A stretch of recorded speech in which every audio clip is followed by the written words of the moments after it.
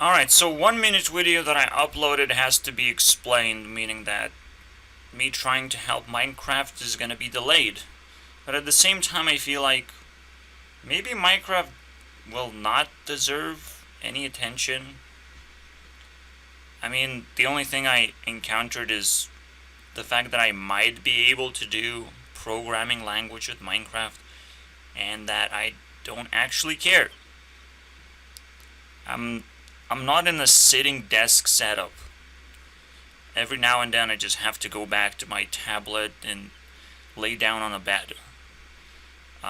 It's a completely different environment where I cannot just sit next to a computer and work on things. And I just kind of keep it that way right now. I can't help myself. Uh, it just seems a lot more comfortable, and all of a sudden Minecraft starts to disappear like some kind of backache, basically, like some kind of weird thing that I was into, and I really need to understand what it was because it governs a lot of my past, basically. Like, uh, so yeah, I will try to and explain the racism. Oh shit. I'm so fucking racist because I say that you have to take care of yourself first and recognize something very fundamental about this issue, which is yet again another same issue. And Paul Joseph Watson is now capable again showing the perspective of how we first used to isolate ourselves very strictly and ask a bunch of questions of what do we do now, right? And how much do we isolate ourselves and shit?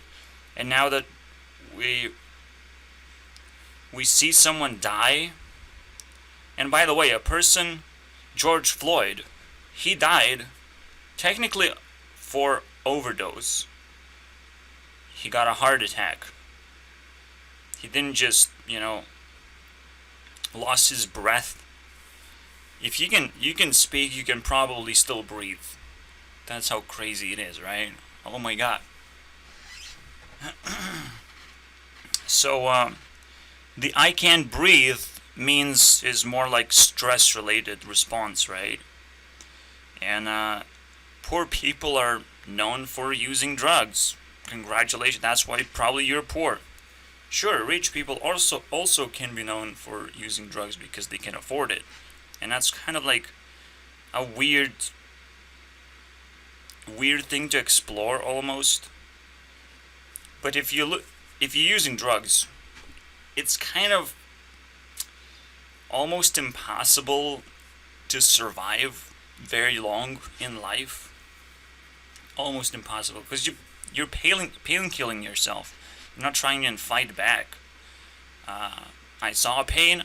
I reported it as painfully as it gets, right? Just fucking scream that you should take care of yourself. Not worry about some fucking dude dying, basically. Even if he happens to be black. Wow. Crazy, right? Because the real problem, I found Demi's post, Demi Lovato, right? Now she's in this team, apparently. And I got rid of Normani or whatever.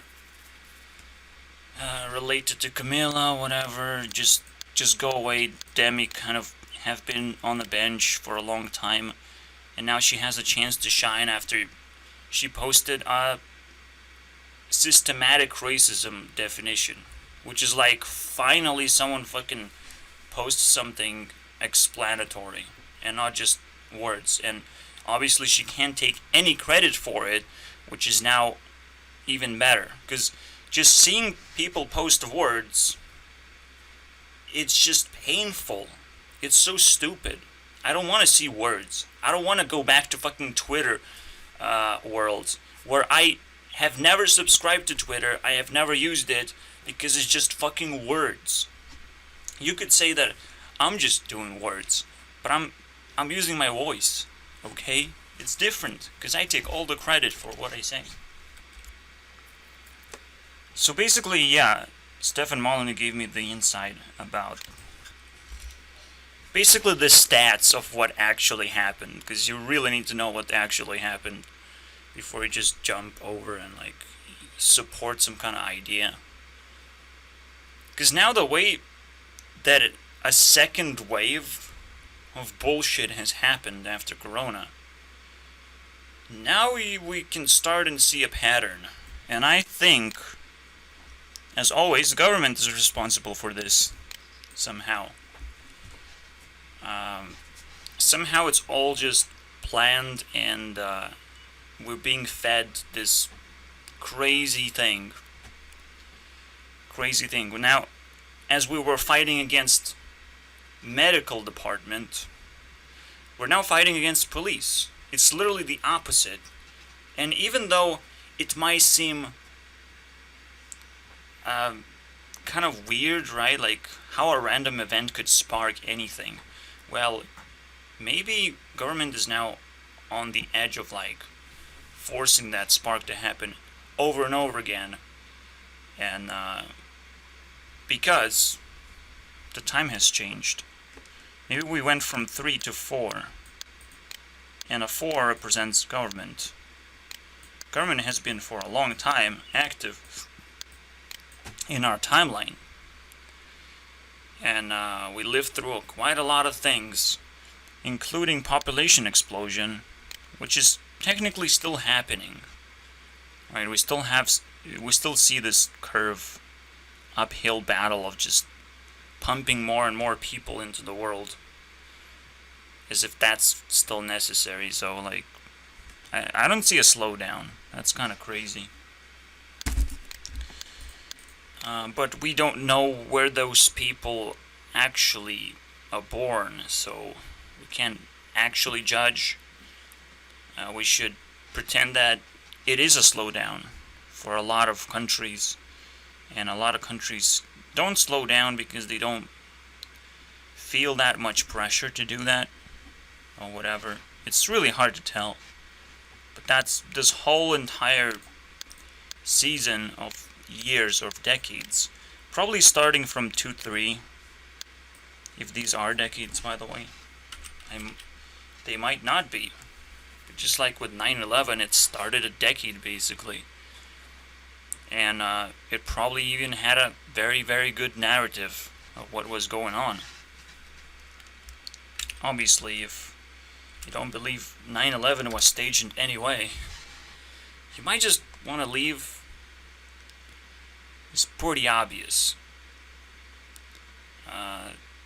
that government is capable of conspiracies, and the problem with conspiracies is that if it's possible, there's 50% chance that it is happening. If it's possible that nuclear weapons are just a hoax, there's a 50% chance that that's true.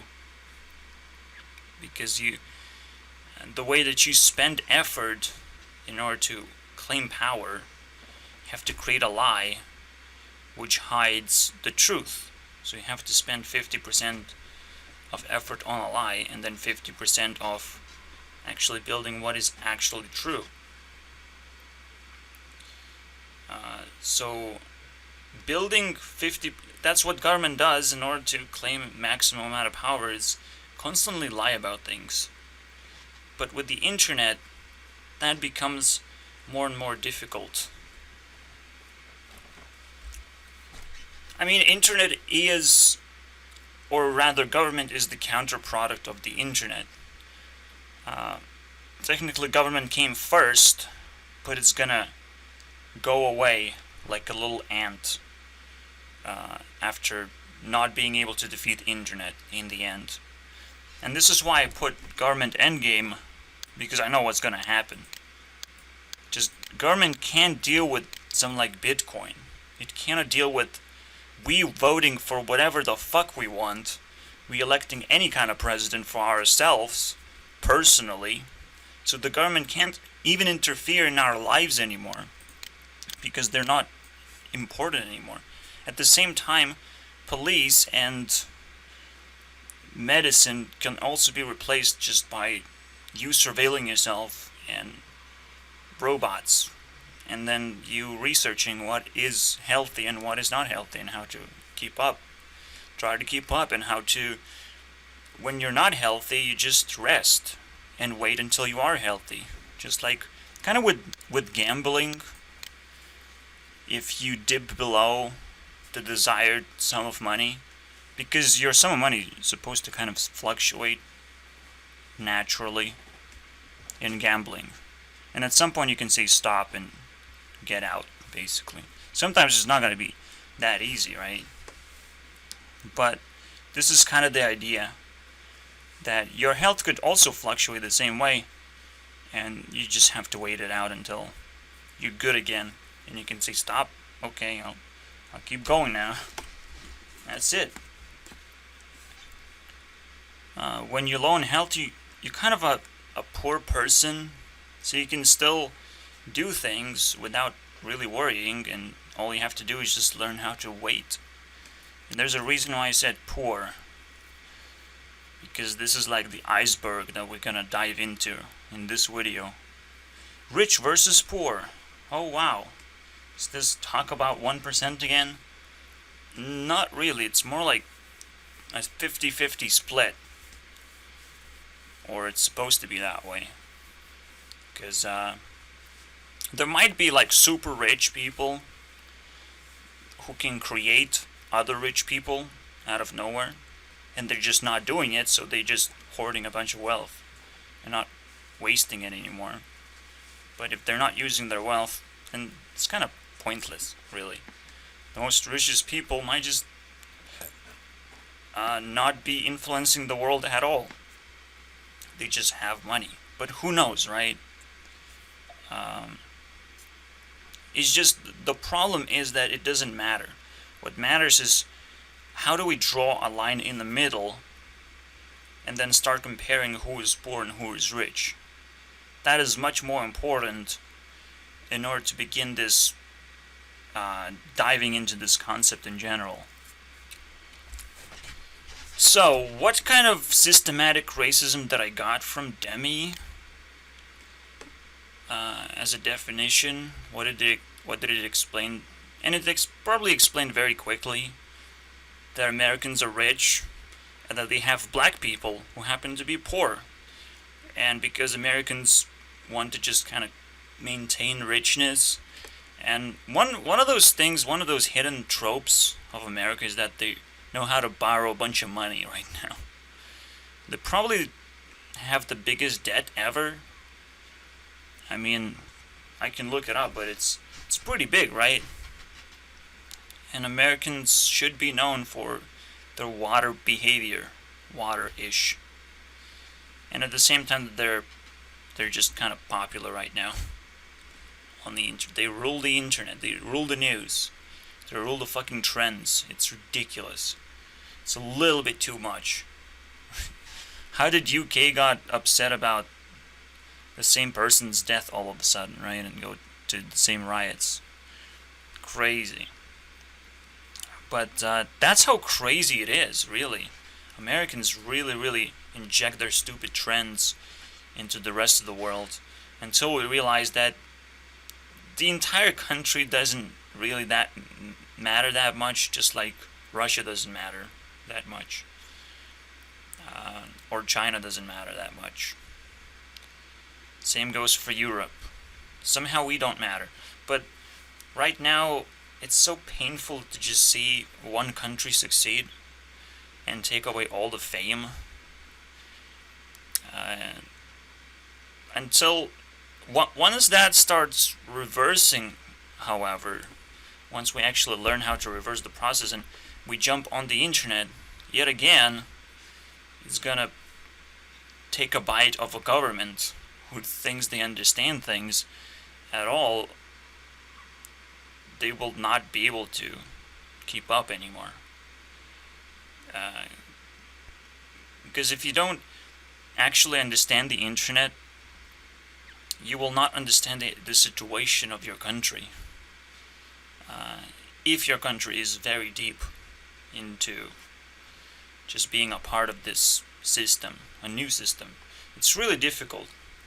It's really difficult, but all I can say is that government is just dying really quickly. So what it's gonna do right now is just, it has collected over the years probably the most scariest things about life there is. and so they just want to unleash it against us and see how we deal with it. And if they find a weakness, they will just be like, oh, you want one more week of solitude, basically? You want to be stuck in your home for one more week? Okay. You consent to more of that same thing? Okay. And as long as you consent, they're just going to keep on feeding you garbage.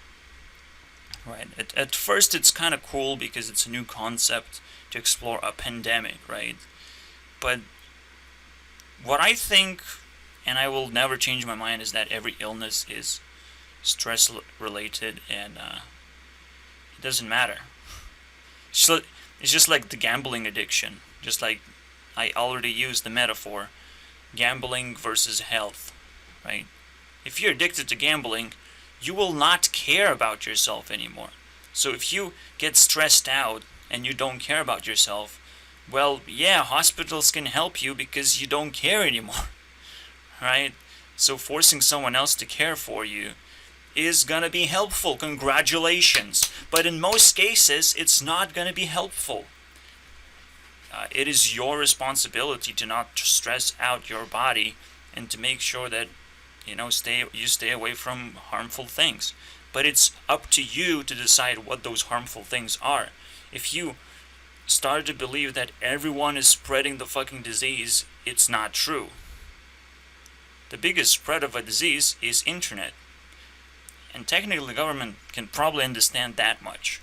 Is that at least they can use the internet to unleash their frustration, basically, that they're losing all this power. And the end game is coming soon. Because when the end game comes, the government has to have collected plenty of people who have sucked up to the government this whole fucking decade. This is a decade for you to suck government's dick, basically. Congratulations. If you always wanted to do that, here's your fucking chance. Because what they need are tributes to have their Hunger Games, to have their fucking fun. When they're being destroyed by the internet, they will want to sit back and fucking relax and laugh at the stupidest people the world has to offer, basically. That's what the government will try and do. Technically, like PewDiePie sitting back and like, oh, that Big Ed dude, bad relationship, really fucking bad. Really good meme though, much laugh. You laugh, you lose though, because I'm the government. That's what PewDiePie would do. So what is the connection between coronavirus and now this new outrage? Again, we're fighting an invisible enemy, and most of the time, we are to blame for our own ignorance, basically. We have to take care of ourselves. Yet again, it's just the same message coming back to haunt us. If we think that we feel more powerful in a group protesting, cool, right? That's what you can do, right? If you jump into a group that can just push police around if they wanted to, yeah, you can do that. Is government gonna like it though? Government can predict that, and government can predict that martial law is potentially possible, and maybe it could be like a losing scenario for entire humanity, shutting down a country by force, because technically that's a shutdown of a country. Just straight up, there's no way out of this. And now the rest of the world will get to laugh at them if martial law happens. That's the crazy part. It's not actually a solution that the government has. So they can pretend that they have that solution, but they can't actually execute it properly. So that's out of the way. But yeah, the difference is, or rather the similarities. We're fighting an invisible enemy, and we have to take care of ourselves. Because invisible enemies don't really exist, sadly. It doesn't. Like if a virus attaches on you, it always wants you to do all the work, basically. That little shit that attached on you cannot do any work by itself. It must force you to do all the work. It's just simple. What else do you think viruses are? So technically, you can go to vaccinate yourself, and the medical doctors are going to do the same thing. It's like inject you with the virus and tell you, you have to do all the work. Now go home. Get the fuck out of here. You got your stupid vaccine. You want to vaccinate the entire world? Yeah, congratulations. I hope that fucking works. So we can shut down the entire country as well. Because that's the other type of martial law, is martial medication, basically. It's literally the same thing. So there are two fronts that the government controls: the security and the health. And both of these sectors are gonna kill you, basically, if you try and mess with it too far. And you should be self-dependent. And I suppose we're just gonna start bouncing, basically, from one thing to the other. It's never gonna stop for an entire decade. Imagine that. But essentially, people will wake up. It's just the question of, like, how far will it take? How far will I be in the fucking shadows and not be able to spread my opinion? Because that at least makes people thinking. If you get outraged, that's great. I'm happy that I got outraged. It's just, I will take all the credit because I'm doing all the effort. Posting a fucking black square means that you'll shut the fuck up now. Congratulations. Now I get to fucking speak. And the biggest deal that you have to understand, a lot of people are poor. So if we draw a line between poor and rich, the real thing that is in common with the other 50% that are poor is that they haven't experienced what is sexuality, what it means to have a sexuality in the first place, and they haven't experienced what it means to be capable of being racist in the first place, right? Because they appreciate any connection, anything at all a poor person gets, they will appreciate. No worries about that, okay? It's the rich people that have to be re-educated on where to spend their fucking wealth for once, and how not to try and hide away from homeless people, but try and understand them, and how much they are actually worth. And the biggest problem of all is that rich people have egos to think that poor people can become rich people. It is impossible. It just straight up is impossible. It's kind of a very simple reason. The only shortcut into becoming rich is through a relationship, and that's it. So what are the other ways? There are no other ways, because you have to spend money to become rich. You have to spend money and all the effort, and most of the time you can't afford it because you're just trying to survive. Meaning that at very least it's not fair. At very most, it's impossible for people to just become rich and achieve, even grab the same opportunities that rich people have, right? To stay rich is supposed to be just as hard as becoming rich, and yet it's not the case. Yeah. Staying rich should be more difficult. Almost actually more difficult, just now that I say it. Because you just become morally corrupt and morally blind, and you should just go away from that as quickly as possible. Stop being rich, basically. It's kind of a very dick move, basically. I don't know. But the worst thing of all, it reveals a very simple thing. A poor person should expect a rich relationship, and they shouldn't settle. Poor people should just wait and just keep on waiting. Don't have fucking babies. No. I'm sure government promotes some crazy shit, by the way, and government is one of those entities that basically promotes this inequality as hard as they can, because they reward people for having babies, and any kind of reward or any kind of welfare reward that people can grab is gonna be just like this gambling addiction almost. It's like, yeah, I can settle down on just helping the government of whatever they want to pay for. Technically, poor people would just die, if not welfare, technically. Like, it's crazy. And then people start to panic of what's exactly going on. But right now, it's so weird.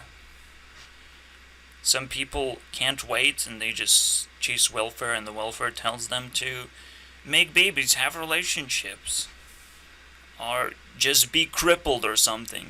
Because that also goes against waiting to be able to be picked up by a rich person, And all of a sudden, if poor people just keep on losing credibility, the relationships will not happen that actually create this amazing shortcut and equalize people's lives, and they get what they deserve.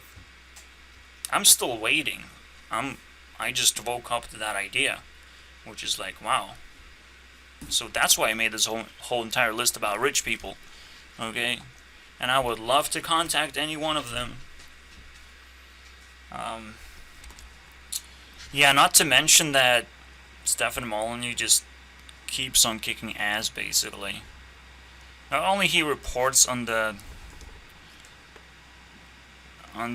fact that the dead person that created all the outrage was garbage, a garbage poor person, but it happened to have a race. Now, what does that even mean? Why would people be so outraged? And it's like, what are they donating to? It's so fucking stupid. It's so stupid. I think all donations are stupid in general. Because again, you have to take care of yourself and just find a relationship with a poor person. And that's it. A deep relationship, deep meaningful relationship. And not like PewDiePie with his editors, I suppose. And see, the moment you start talking about it, then you want to know exactly the numbers. How rich you are and how poor you are. And you have to be able to at least define a general idea. You in your 20s, high 20s, low 20s. The same idea of like in the age requirement, right? I'm kind of in mid-20s though, so I'm kind of confused. Well, I can say low, because fuck, I'm rich of youth. I'm full of youthful fucking energy. Kick your fucking ass if I need to. If you say that, if you don't understand what the real problem is, and if you pretend that I'm rich enough to handle the fucking hatred of other people, you gotta be crazy, right? And if you call me racist, and you think I can handle it, that's kind of fucking weird, right? What am I supposed to do to not be racist, right? Should I stop talking about it? Should I stop thinking about it? No. That actually makes me a very morally well-equipped person, and I'm probably in a better position than most people because I get to fucking do this, okay? For hours and hours just thinking and pouring more and more logic and making sure that it's refined. And I can understand what's going on instead of just posting black square. I don't know what to talk about, but I'm on a trendy. I'm doing some trendy shit. Oh shit, it backfired because it's a government meal now. It's for all these people who always wanted the taste of government. You can do it now. You can go ahead and do whatever the fuck you like. And let's see how that works out for you. I will always be a winner against this fucking bullshit. Every single time. Now people are just gonna be super crippled against me. Because that's the coolest part. This is the decade that I've been waiting for. It's a decade of like, yep, yep. Yeah, back 2 decades ago we had the surge of Minecraft.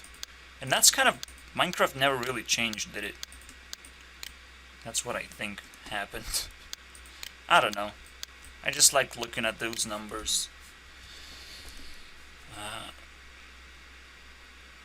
It is weird to see a clock that's completely different that seems to work. I think it works. I think it works very well. I mean, government saw a huge opportunity to pump population, basically, by allowing this welfare to pour in and create this idea that you can actually have children when you're poor. Like, that makes no sense. But I think that's where it started. With the 3. It changed the whole fucking deal. Because at first, like, it wasn't exactly a trend to have babies and to increase population, but then all of a sudden it was. It just stuck with us for all the other decades. I'm sure it's gonna stop immediately, basically, because right now the government is kind of slowing it down as well. And when it switches, the whole idea is gonna switch. Something else is gonna brew, basically. I'm sure. And again, this doesn't have to be a decade. This could be 15 years since the clock switches off to something else. Not sure when I first started to talk about the clock. I really don't know, but right now I really feel like it's the start of something new. Oh boy. I would like to move on. I hate how stupid it is. But at least it kind of points in the right direction. Yeah, Black Up War, but you have to still go through the entire puzzle of figuring out that that's what it is. And once you can start properly labeling people, because it's very easy to label a black person just by looking at it, you know. But at the same time, it's the problem is so much more complicated. So much more complicated. And if you feel like you have a solution to a problem like this, you're out of your fucking mind. And the government has you, basically. And is listening to you right now. What kind of solution do you want, you know? Do you consent to your solution? Please give me more solutions, okay? We're gonna do it. Yeah. We will always gonna do it. We're always gonna make you happy, basically. Government will fucking make you happy. Just come closer, you know. Just tell me more. And if your solution is gonna be fucking looting and destroying your own country, where poor people will feel like, well, if I become a looter, I get this short-term success again, and it's the same fucking cycle continues of like, well, you're still making stupid decisions. Stop pretending that you are actually becoming rich. Because if the entire country fails, well, martial law and inflation, congratulations, you live in a fucking third world country all of a sudden. It's just, that's what's gonna happen. And a lot of people are just gonna flee from America as well. Just come here. It's still peaceful here, so I can only accept 1.5 person, okay? That's how much I can accept. And as long as you're rich as well. Oh, I'm sorry. You didn't get it yet? You know, like, that's what I'm waiting for, so we just, as poor people, we just gotta wait. Because the world is gonna get richer and richer, and they will not know what to do. And I'll be like, hey, it's me right here. I know what to do. I have survived. Survived the apocalypse. You wanna know how?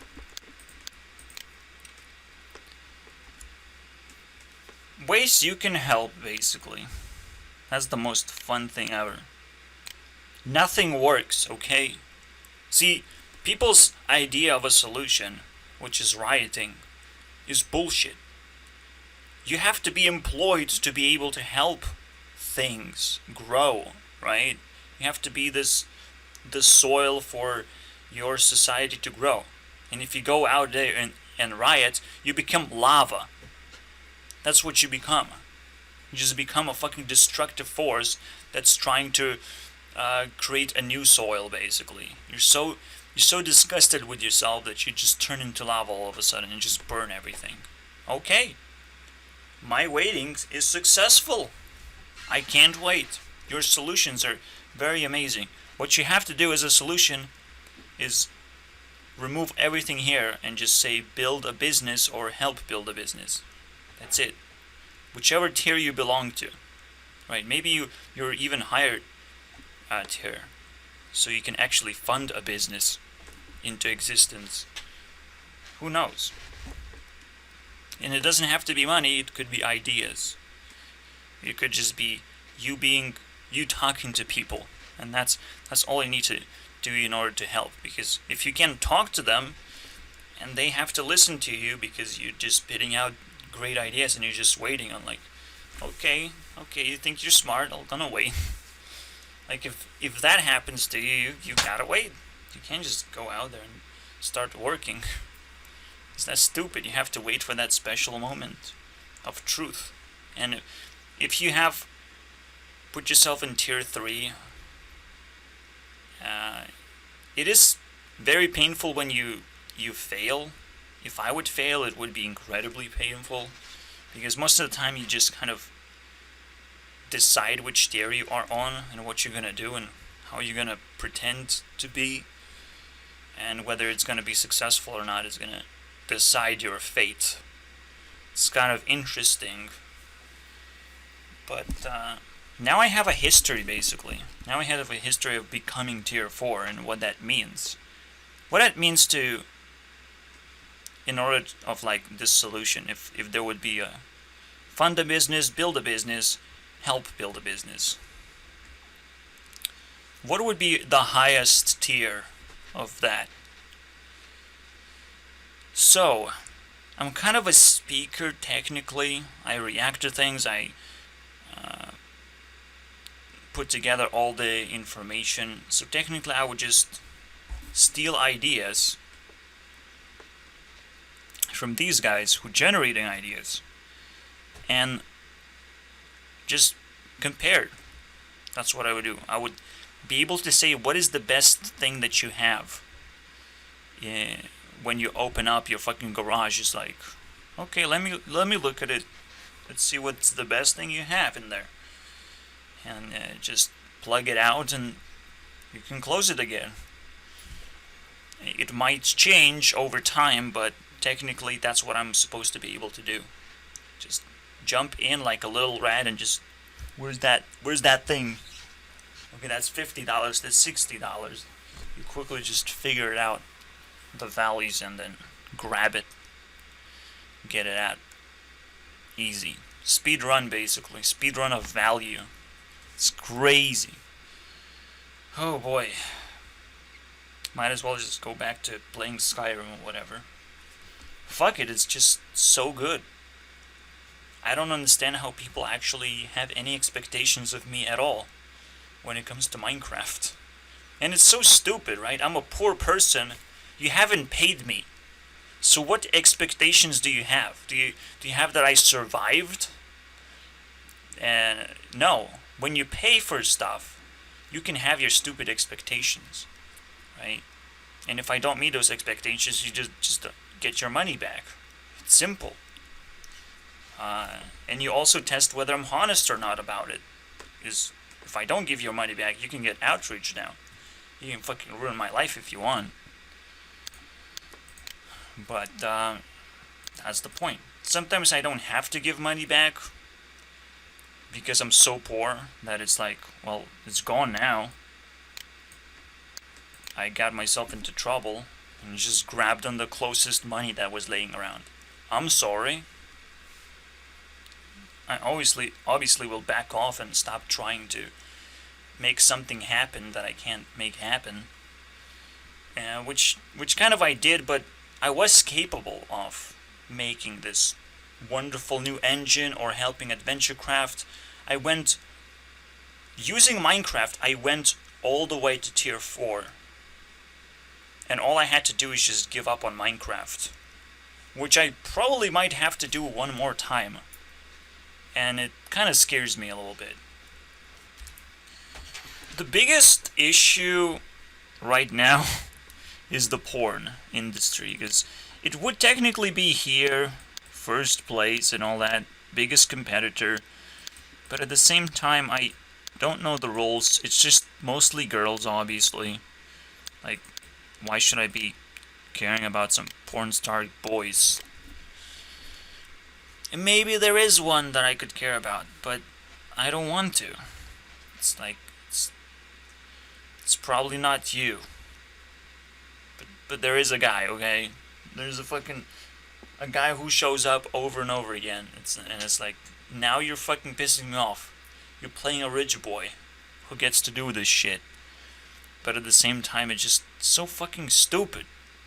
Fuck off, porn. Why you have to be so powerful anyways? So ridiculous. Again, this goes back to like, how do I nerf girls versus guys? But it's gonna come after like the second event. Even though it seems like legit, it's like legit 15% higher, and I did the calculation, it's like exactly 15%, or rather 12%, something like that. So 15% would be like the maximum difference. So these are the highest people on the list, but guys and girls, right? And they don't actually break anything. They just say, yeah, you have 12% bias. But that's still pretty much equality for me. So yeah, okay. I'm not exactly happy with that, but I'll take it. The problem is when you actually see what is being promoted as guys, they are surrounded by girls anyways. So usually that's where they get their juice, so to speak. It's kind of weird. But I was still gonna take it for what it's worth. Like, Keanu being in Knock Knock movie is the only thing that gave him points mainly. And I didn't watch many movies afterwards. But that was it. That's all I kind of needed. And it gives him a lot of credit. But at some point it could stop giving him credit, and the whole thing changes all of a sudden, and then I have to readapt myself. If I calculated a combination of, I mean, there's a reason why I can't do that. If I add all the girls together and all the guys together, it's gonna be like 50% bias, simply because we have this team that's mainly girls as well, and girls just have a way, an easy way in, but the guys have a very, very easy way to stay consistent. So someone like Stefan Molyneux, who doesn't appear on the board just yet, he has so much content that he can consistently just flood his way in, and eventually he will make up. Right now it's just 2 points. And people on the benches just kind of have 1-2 points. It's kind of annoying. And girls just jump in ratings really quickly, but at the same time there's so many of them, and they're doing the same thing, that at some point it will stop being relevant. And that's the same thing what's happening with the porn team, is that new recruits just keep on going. It will never stop. Believe me, there's going to be as many recruits as there are tokens right here. That's the speed of this thing. Well, it's kind of a meme thing to say, but you can expect lines upon lines appearing over time. And what these lines have is just people who have been successful one time, impressed me one time, and just moved on, basically. Disappeared. Cool. Cool, okay. Because if there's so many girls to choose from, like, you're just gonna keep on moving forward and not really think about it. But they still give half of the points, so if you get 100 points here, I still apply like 50. And that still adds up quite a bit. 50 is still a lot. One thing that I'm starting to do to combat this is increase fire level based on the amount of recruits that you're adding. But I can't really throw away recruits either. I have to like keep in check in my mind of like every single person that I saw getting fucked, you know? Holy shit. That is a wonderful list to keep track of. It's just, what is this? Well, let's just be happy that Katie doesn't have any fire at all. Probably should have, but doesn't have it. Kind of crazy, right? I like that. Because she didn't play into the black square thing. At least her team didn't. She did. She fucking did, though. And Taylor did. And Taylor was one of those, I bet 1 point that she will fucking do it, and she fucking did it. Yeah, she did it late though. But she did it anyways. And her team is on fire right now because of that. Congratulations.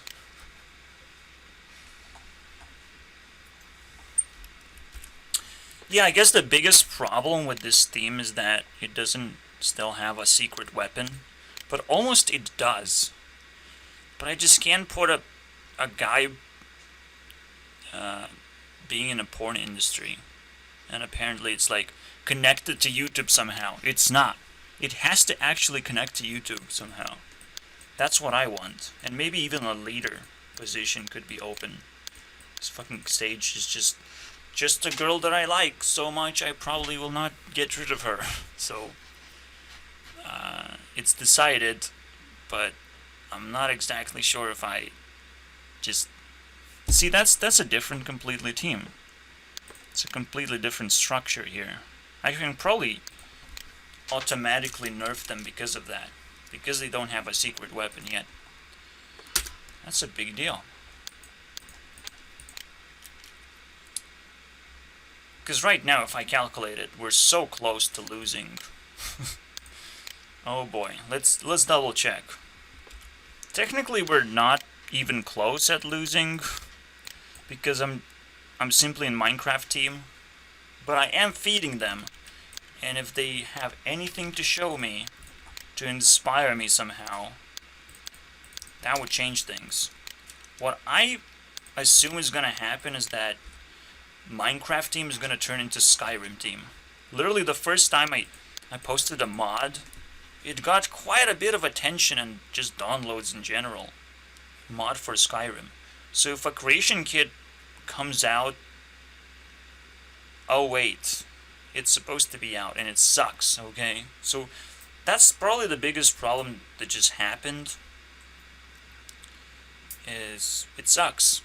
Even though Skyrim, you know, special edition came out, that's when I started using the creation kit, like legit using it and trying to modify Skyrim properly. And it didn't work, because it's old software. It's really fucking stupid as well. And it's broken, glitchy, and it loads for a long time and just useless. But I could have done so many crazy things and create this balance patch where the game would just be smooth and make more sense. The biggest thing that I attach to as a problem for Skyrim is that you take one bandit, and if you level it up, it becomes 2-4 times stronger than the regular bandit. And all it takes is for you to become level 8, and all of a sudden now you encounter 4 times bigger bandits. What the fuck, Skyrim? But the cool part is that you should still level up in Skyrim, despite bandits becoming stronger and at some point just killing you with one hit, because you still have to fight bears and saber cats. And in order to fight those, you need to level up quite a bit and reach a decent level, okay? Like level 35, and it takes hours and hours to get there. But that's your main goal, because a lot of those fucking bears and saber cats, they can kill you very quickly. But also, they occupy a lot of roads and a lot of just places in general to kind of block you off from where you want to go. It's a really annoying encounter. And it's one thing that I try to avoid, but it's almost impossible. And they just kill you really quick because they're fast. You can't really run away that easily. You have to have full stamina. But it's just one of those, things. But that's why Skyrim is here and not the main theme. Because Minecraft is much more easy to mod and turn into playable activities, which we know as maps. Right? Just mini games, sort of. And that's what I'm on the edge on about. Is like, is the community strong enough to inspire me to work on a map once again using actually Minecraft? It's possible, and I did it. I did my adventure into survival swap, which did not get released, but it went so far that I was really excited. I'm still excited to bring it back if I have to. It's just not excited enough to sit for hours and work on it. Just not gonna happen anymore. So right now for 2 weeks I'll figure out what I can do and then just do it. It's fun to do it, but as much as I'm related to Minecraft, I just can't play it. I can't be inspired yet. I didn't find content. The best thing probably to do is to pick up a map that already works and just fix it. Just like with Skyrim. I can do that. It's the easiest thing to do. It will feel like a rip-off and people are going to be upset, as they often do. But one thing I've learned is that you want to do that. You want to pick other games up and see if you can just push them a little bit forward instead of backwards. And that's all you're trying to do. You're trying to eliminate all the effort of what it takes to make a game. And you're trying to just pick up something, learn from it, and try to just push it forward based on all the knowledge that you already have. And that should really work. I'm not sure if I try that in AdventureCraft to help a map. I just picked up AdventureCraft and just try and build one, and immediately I got attention from it as well. So it just kind of worked out naturally without me doing this super simple shortcut, which you kind of have to do, I believe. Yeah, sure, it's gonna be a clone of whatever, and I will have to give credit back where it belongs, but I can steal it still, and it should be a very normal thing to do, and it's not something that can be copy striked. It's a very normal thing to do a remix, to try and push forward. And if you fail, and everyone is outraged, and you find nobody that loves your work, well, obviously, you just should give up. It's a judgment mode, basically. You have to breach through that. So, technically, that opens up a lot more possibilities. I did modified I can modify SkyGrid, but I don't like SkyGrid that much. And just quickly, a moment of silence. I'm glad that Rebecca Blag just kind of did not fall into the same trap of the black screening. Actually, none of the 4 girls did that are like the main part of my team. Powerpuff Girls, yay! But yeah, like this 3 hours of fucking content in here, and it's disgusting. And then you have 2 more hours of me trying to do the same thing, because I feel like it deserves a little bit better type of work. But then I go back and like, yeah, I'll just do my own thing, because it's literally, when I discover what it's truly about, is just about poor people versus rich people. And that's what I'm trying to do here. I'm trying to observe a bunch of rich people and see, to make sure that I learn everything that I need to learn, but at the same time I'm capable of waiting as well, and relaxing. There's nothing really to worry about unless rich people worry about it. And if that's how you fucking keep your wealth together, by not worrying about things and not providing the best content that you can provide, it's not necessarily about work. It's not work that will get you rich. It's, first of all, being a part of something. So again, it's relationships. It's never gonna be that. You're never gonna run away from that shortcut. Shortcut is gonna leak things and make the highest tier opportunities in life. And if you don't have those opportunities, you just wait. It's not gonna happen right now. For me, it's kind of obvious why I'm stuck in a country that still speaks their own language. To me, that fucking is stupid right now. You gotta speak internet language. You can keep your fucking language in the back of your head, because it's still useful in case we wanted to make a new language. But I'm sorry, as shitty as Americans might be, we have English here, and you better fucking speak English, and you better not be offended. I go to fucking Tinder, people going offended left and right, and I'm like, shh, fuck this shit, okay? I'm out. I'm not gonna fucking talk to these people, okay?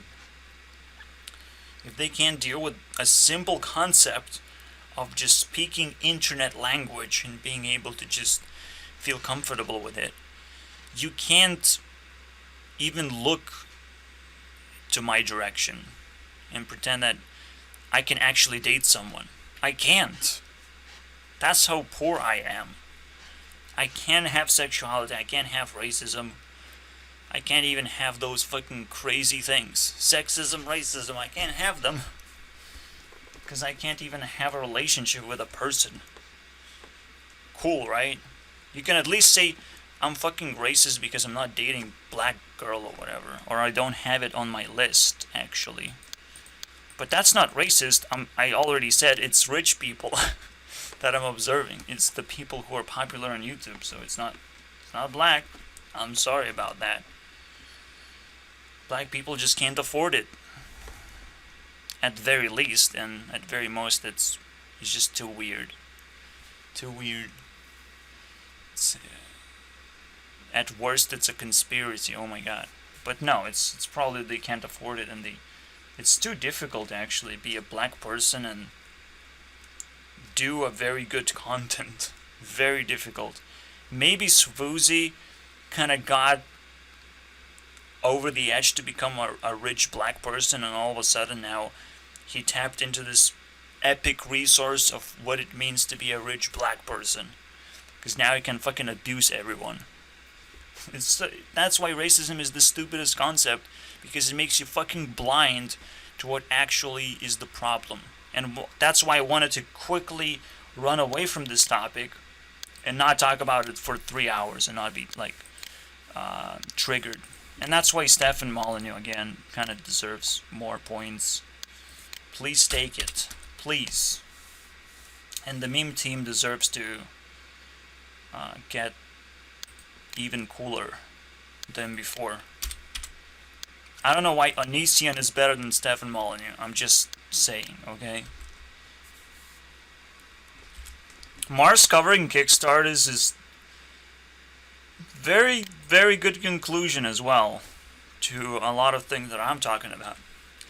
if you pour, you shouldn't trust anyone necessarily at all. And Kickstarter is just exactly what it is. Is there a good screenshot? Without revenue. Shut the fuck up. I'm not giving you revenue.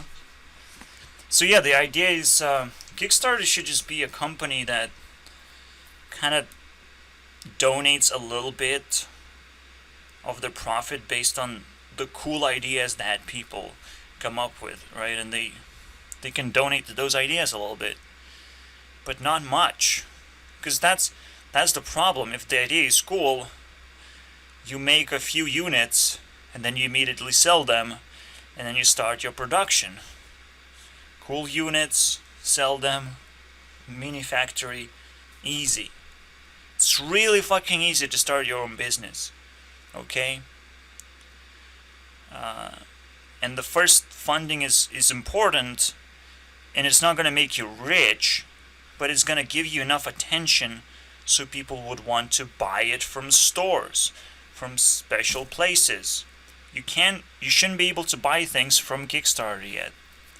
Amazon kind of provides you the ability to buy things, but even then, you must understand how difficult it is to work in Amazon. It's kind of crazy, right? So it has to be provided in stores as convenience, or still successfully sold by Amazon and not in any other way. Like, there are providers, but it's actually a pretty difficult thing to establish. You have to understand, and Kickstarter is just kind of a meme right now.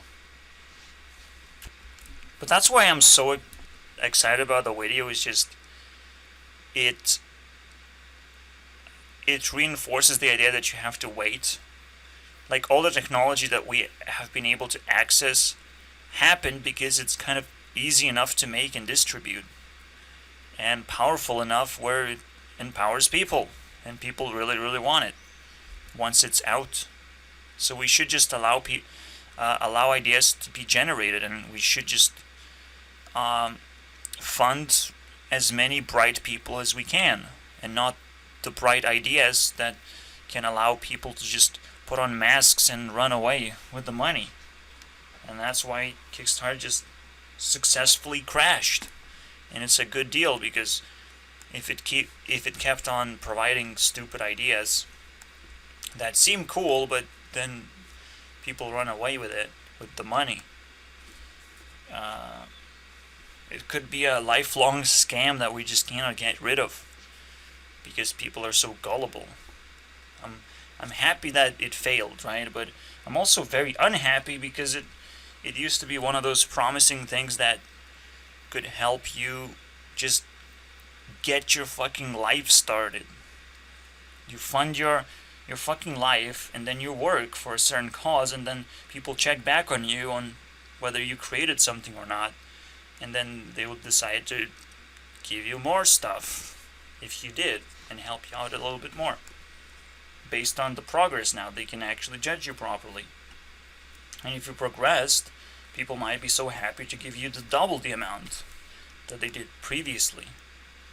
But there should be a Kickstarter should be just a starter position for everyone to try and prove themselves, show where they are in life right now and what happened afterwards. And they can try and cheat their way through, obviously, but then it's for us to try and figure out what is cheating and how does it look like, and what are the consequences, and how much we can actually fund something, because that's still the point of trying to understand cheating. Is still something that cheaters provide. Right? They cheat on their own behalf. They know they're gonna fail eventually, but that's why Kickstarter should be a very long operation, and you should see the progress being done, basically. It shouldn't just happen in 2 months that you can donate or whatever. That's a big deal. And obviously, you should see how much donated and how much people took from that. Because you shouldn't just be able to just take the money that's being donated.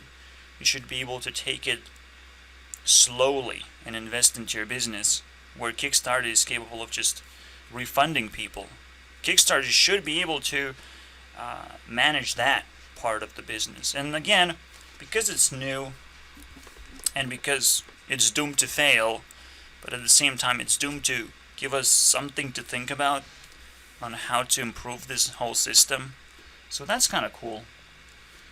It also just kind of reminds me that games have to be improved. And if people are trying to make better games of some kind, it's kind of a failure by itself. It's best to just pick up a project that's already being done, like Minecraft. I don't know. I would love for things to work out if there is actually a good Minecraft map. I'm just saying. If I could fix something like that and make it interesting again. I can't do it with Skyblock necessarily. I don't think. I think it's too simple. But maybe something else. And I tried to fix entire Minecraft as well, and now I'm not excited about it because I lost the progress of what I was doing, and rebuilding it is pretty difficult actually. So I'm just conceding on that one. We'll see what happens next. Wow, MatPat just released a video about philosophy, and not only that, the first fucking hit that he aims at is nature versus not necessarily force, but progress.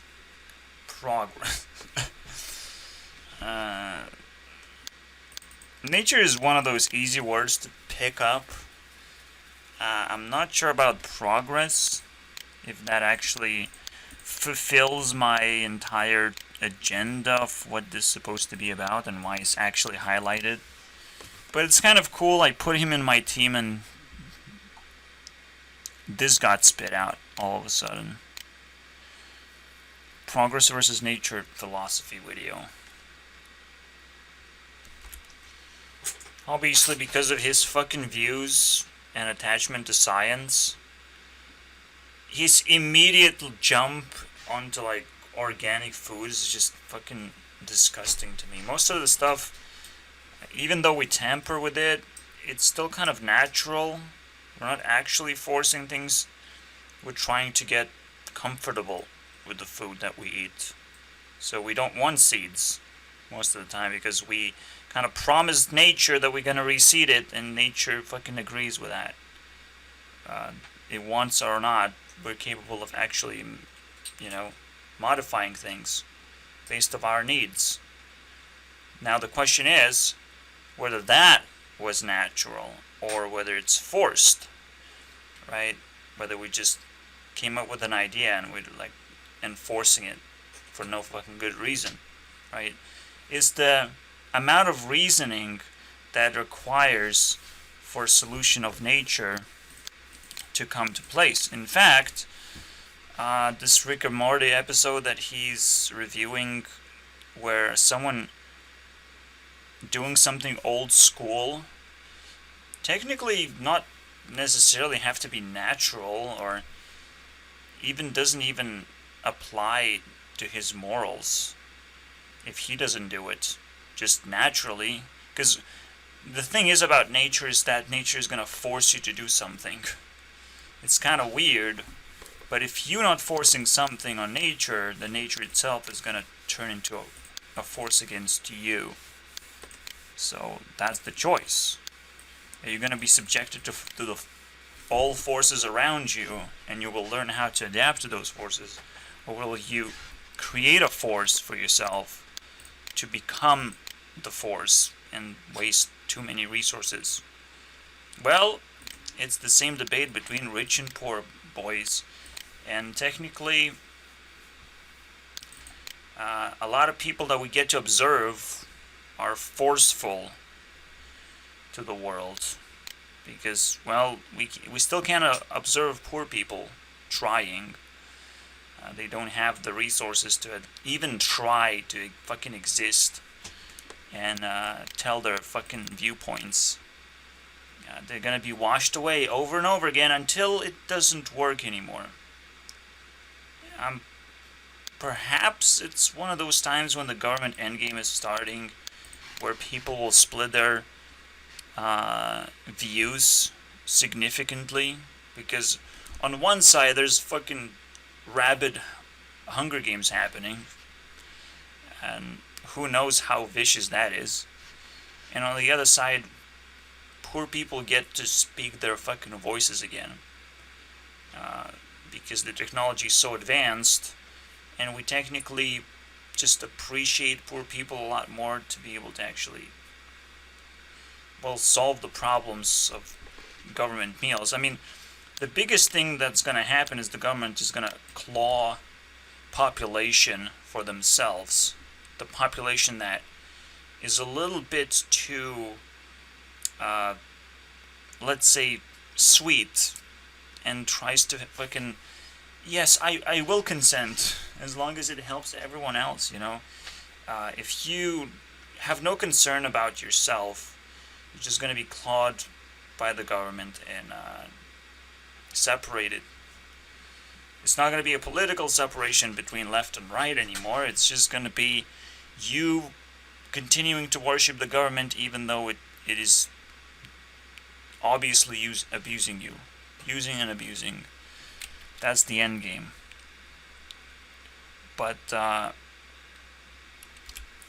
it is quite interesting to consider now.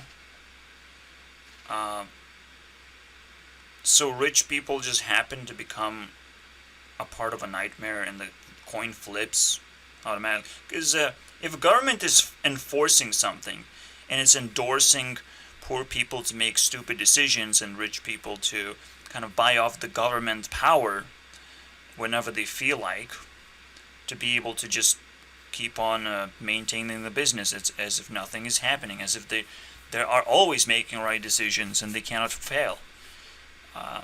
In that case, government can also release the tension and say, no, no, no, it's not going to happen anymore. Meaning that that's what probably government meal is about, is releasing the tension and no longer being able to protect the businesses anymore.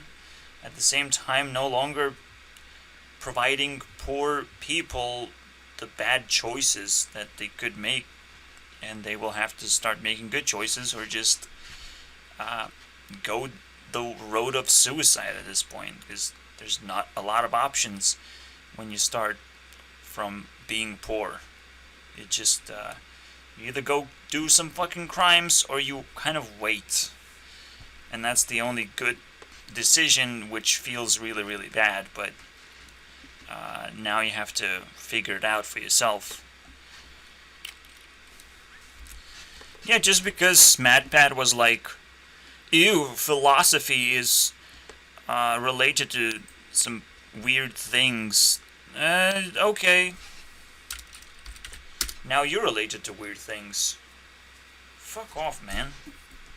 Philosophy is the only thing that I can use as a word to describe what I'm doing and what I'm exploring.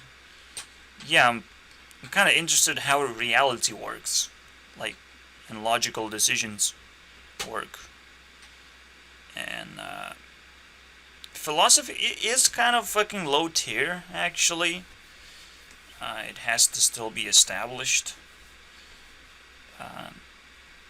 And sometimes it is a little bit too good for science, even though science rejects it. But whatever, we as humans reject science. Just that's how it's supposed to work.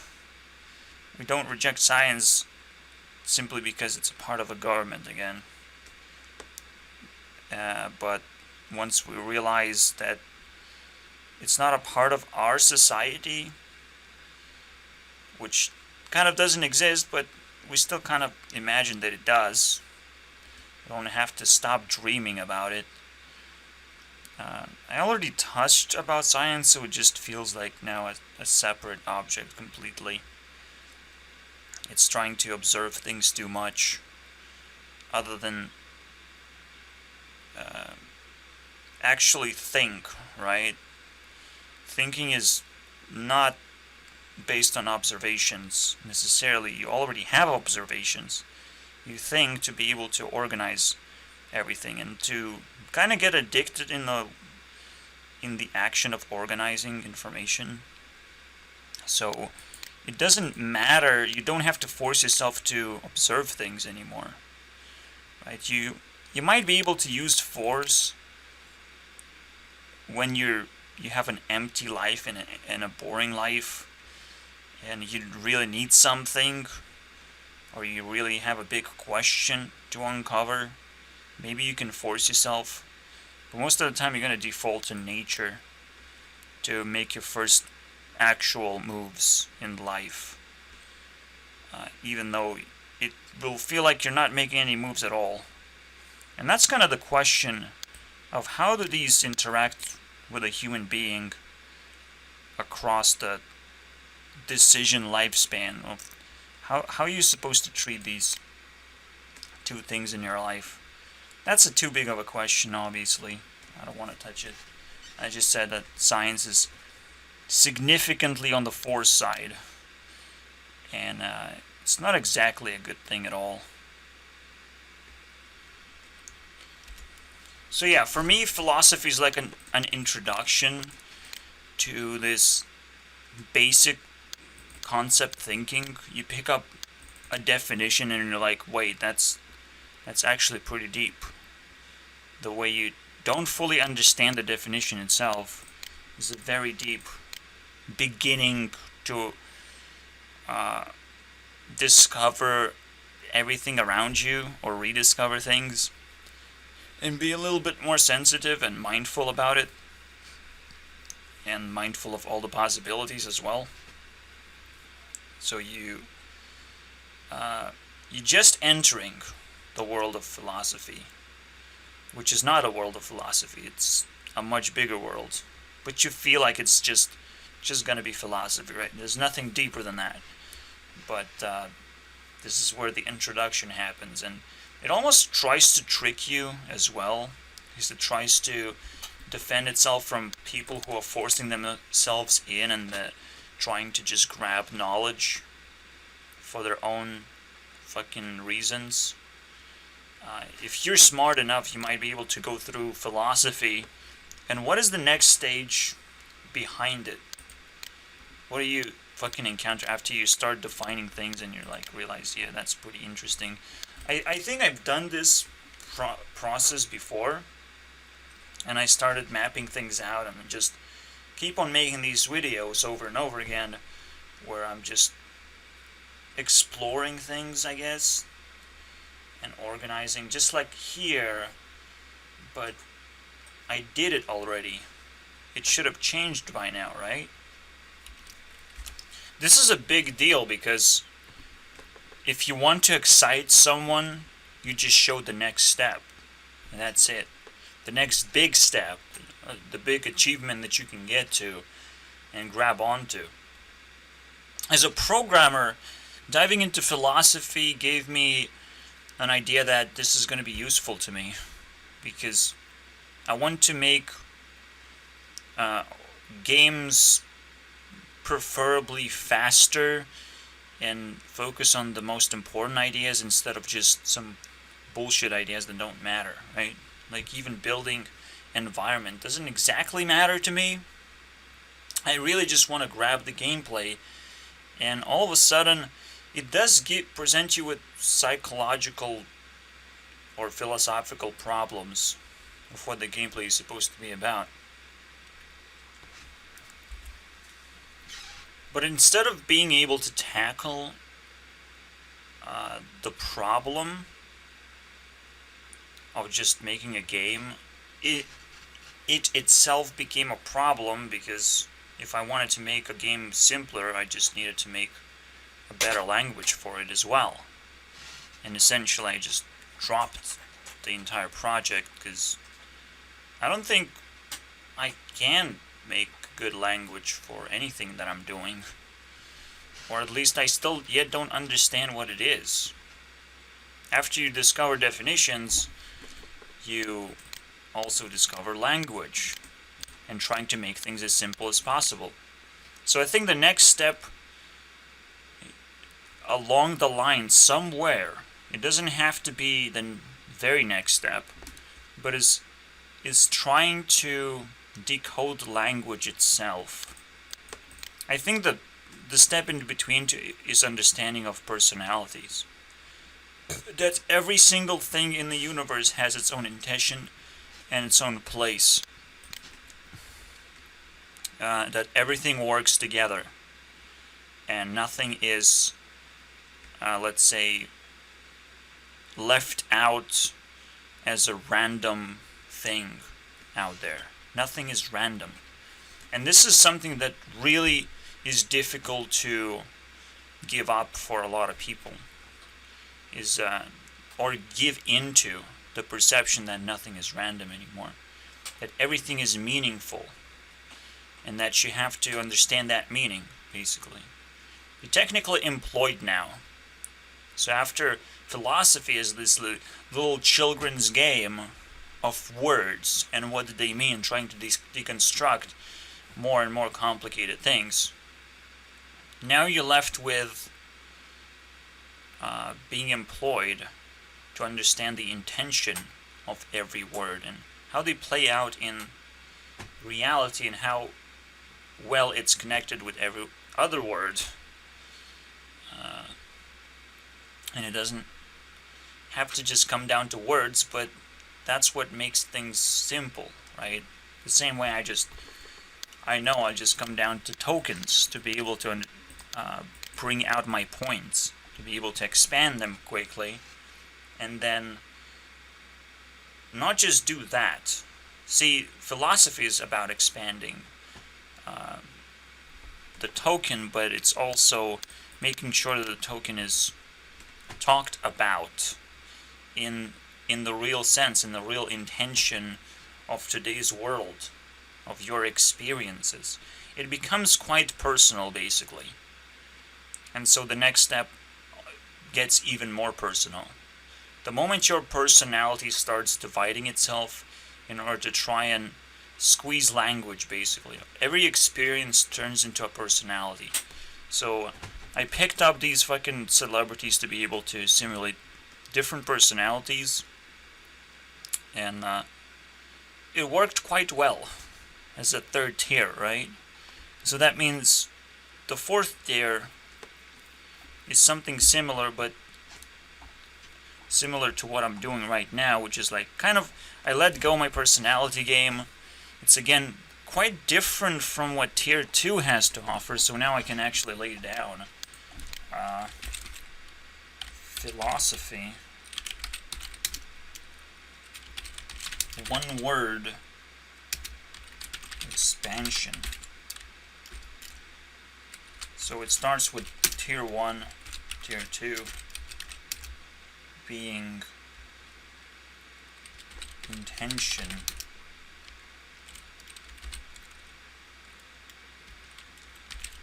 One word within your story.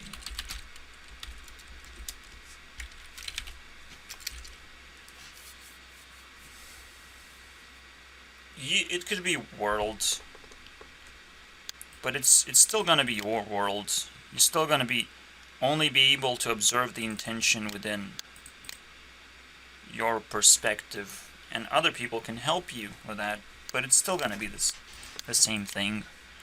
You're gonna pick up the same word, expanded, which is now, because it's expanded, it has to be processed, right, as a higher level thing. So I call it token. And now, after we have intention laid out, personalities.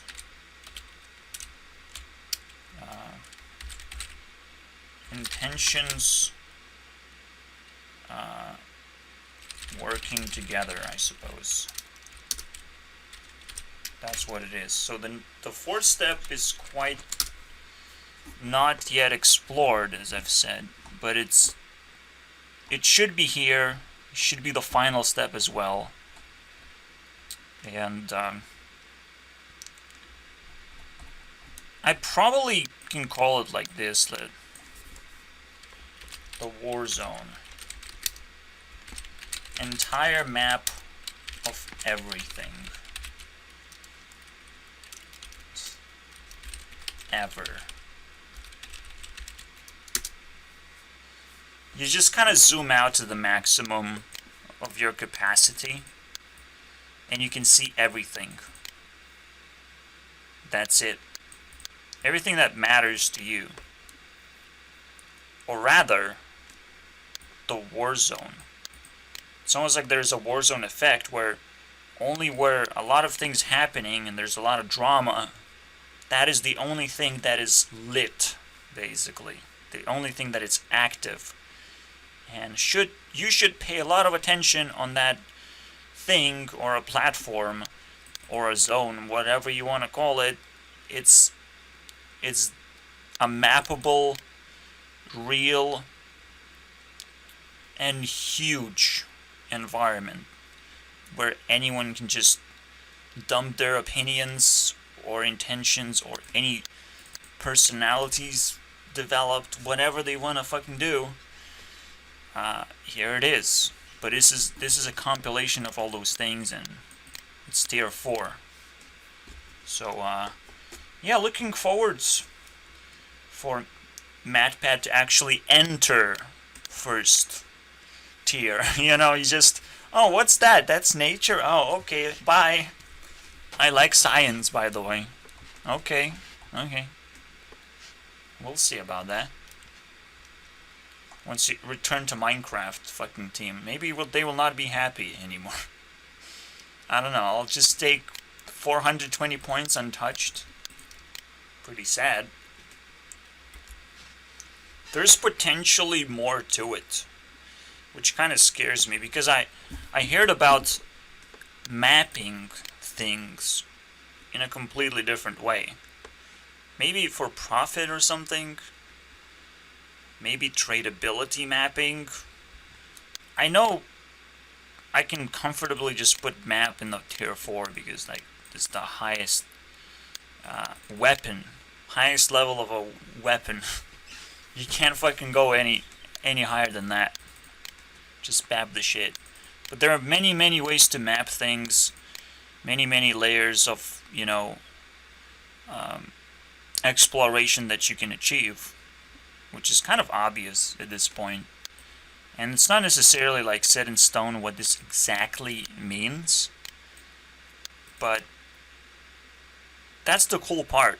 This is why I'm very often not wrong, is I'm just trying to explain what's the most meaningful way to describe this whole idea.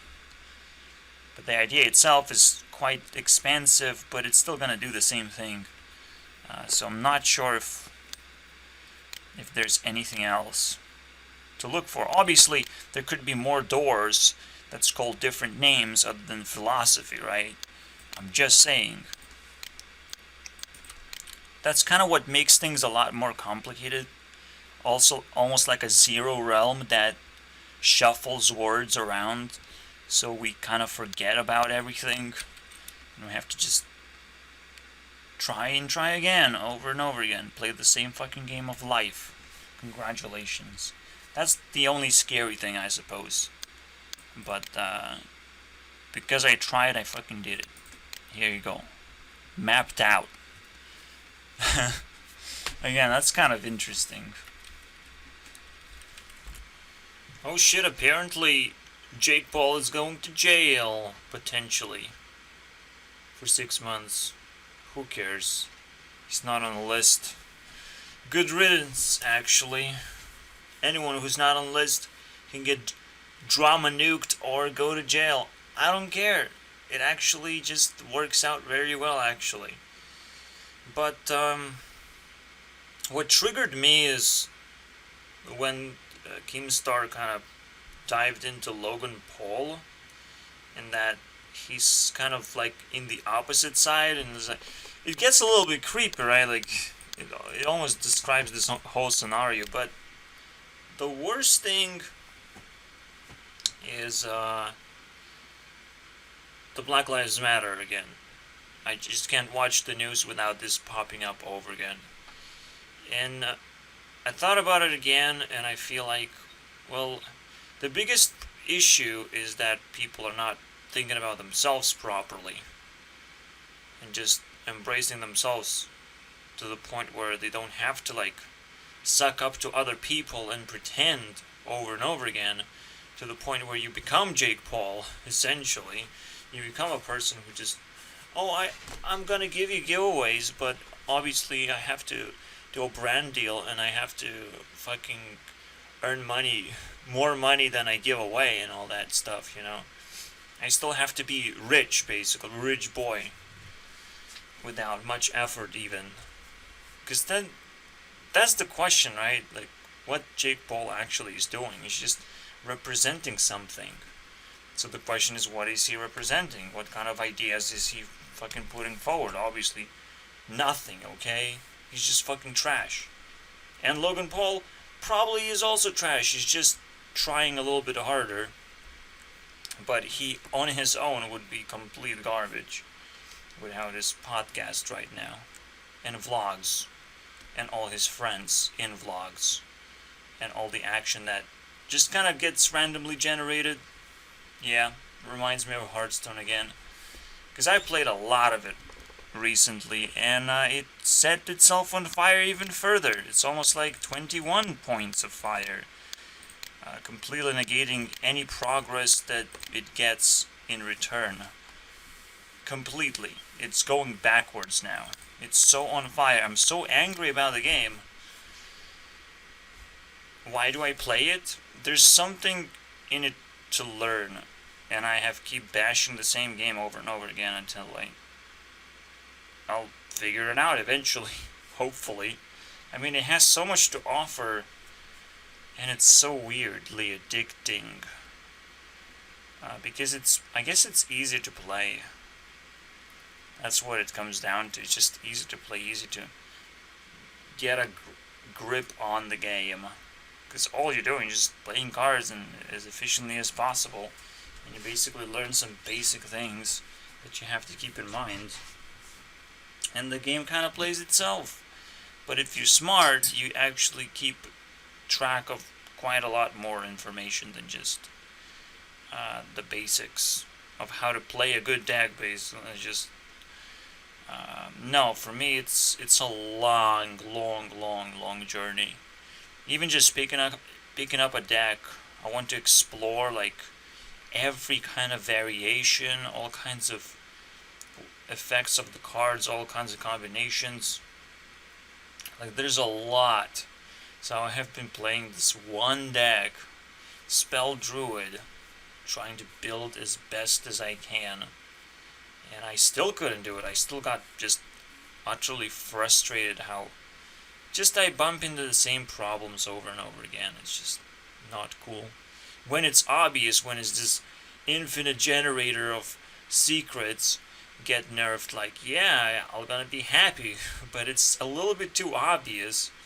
And not so obvious things that Blizzard is not taking care of. Like, well, that's the ones that actually cause quite a lot of problems. Like Priest or Mage. Trying to play around those fucking classes is just a nightmare. In general, trying to play around things is a nightmare because most of the time you have no control. Absolutely what your opponent does. And what you want to do and counter his actions. You have your own little plan and it shouldn't be completely destroyed. See, that's the problem about Hearthstone. Hearthstone actually allows most people to just destroy your plan. And you can't just execute anything. If we were trying to execute a plan at the same time and trying to kind of race each other out, I would understand that.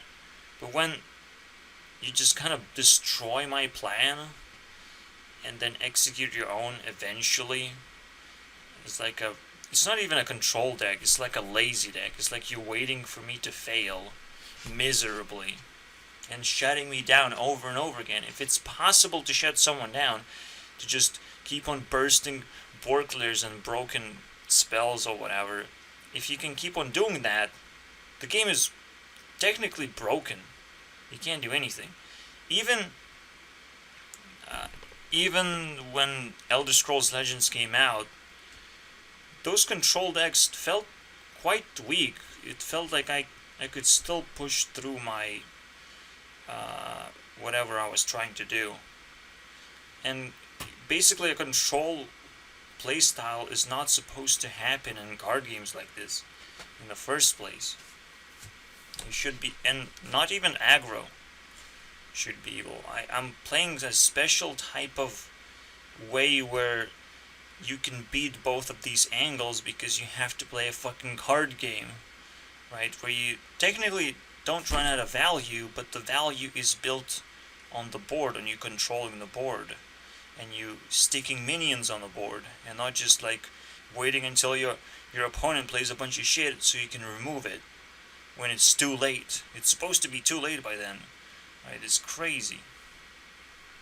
So this is what Hearthstone kind of turns out to be most of the time. You're literally waiting for your opponent to do stuff and you clear it. That's impossible. In card games, that should be quite impossible to do. And this is why there are 2 lanes introduced in Elder Scrolls Legends, so it would be a lot more difficult to just clear everything. And again, everything is so nerfed. All the spells are very much nerfed there, so again, you can't really expect your opponent to just pull off some crazy tempo swing or whatever, or tempo removal swing. So this is why Hearthstone kind of slowly shuts down, if it ever comes back, because of all the colorful fucking presentations that it has. But it ultimately fails so bad, I can't help myself. Keep talking about this game because it fails so bad. It has such a promising presentation, right, of everything, of the way it works, but then it fails anyways, and that's it. That should be the game over screen, and I should just look for other card games, and I probably should. By now. Certainly if you look backwards and you look into something like Yu-Gi-Oh!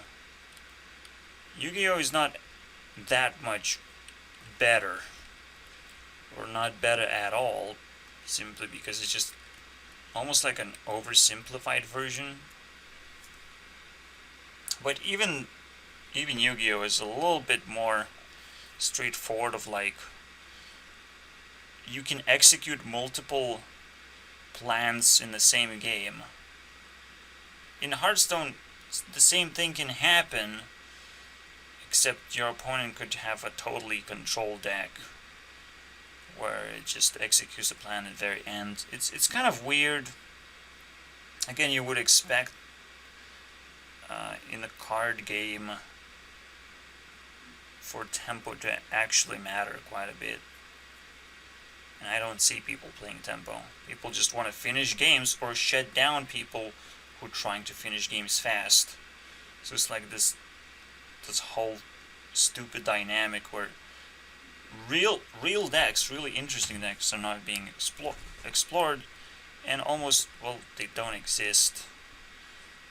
It's kind of weird because, like, you would think, like, Rogue obviously is kind of tempo driven because that's the only thing that it can do, and sometimes it just breaks. But just because Highlander Hunter can break the game and burst a bunch of tempo, if certain cards just to remove another creature. And it's random as well, like, holy shit. Holy fucking shit. Now every class seems to have broken cards, except Druid doesn't actually have broken cards, and Shaman doesn't have broken cards, and Paladin is not completely broken either. So, all these fair classes that I enjoyed playing, and I still enjoy, but they're not viable on ladder. See, that's how fucking weird it is.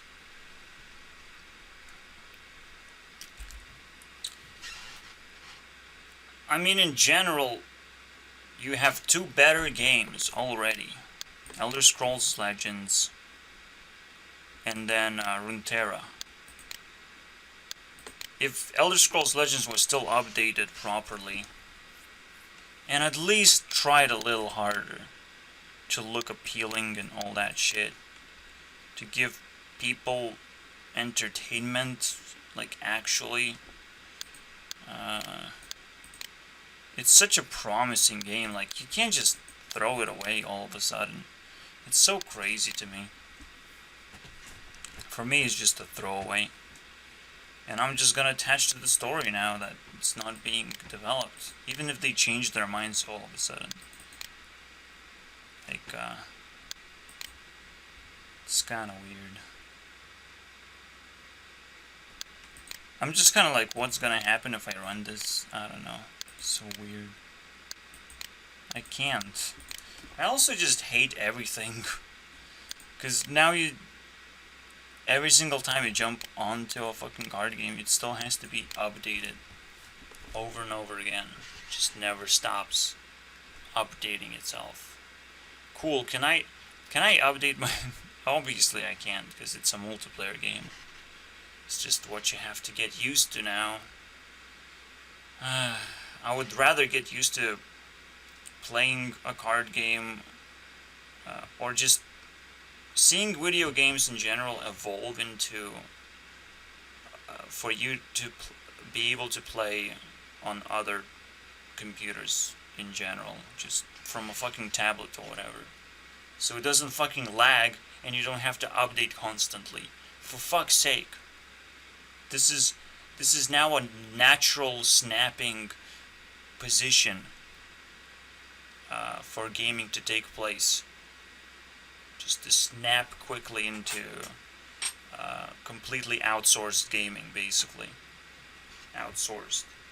So I probably should just wait for that shit. And maybe just make up my own fucking adventure instead of trying to make decks work when it's kind of fucking dumb, actually. Because every single time I'm just bumping into people who just exploiting the game.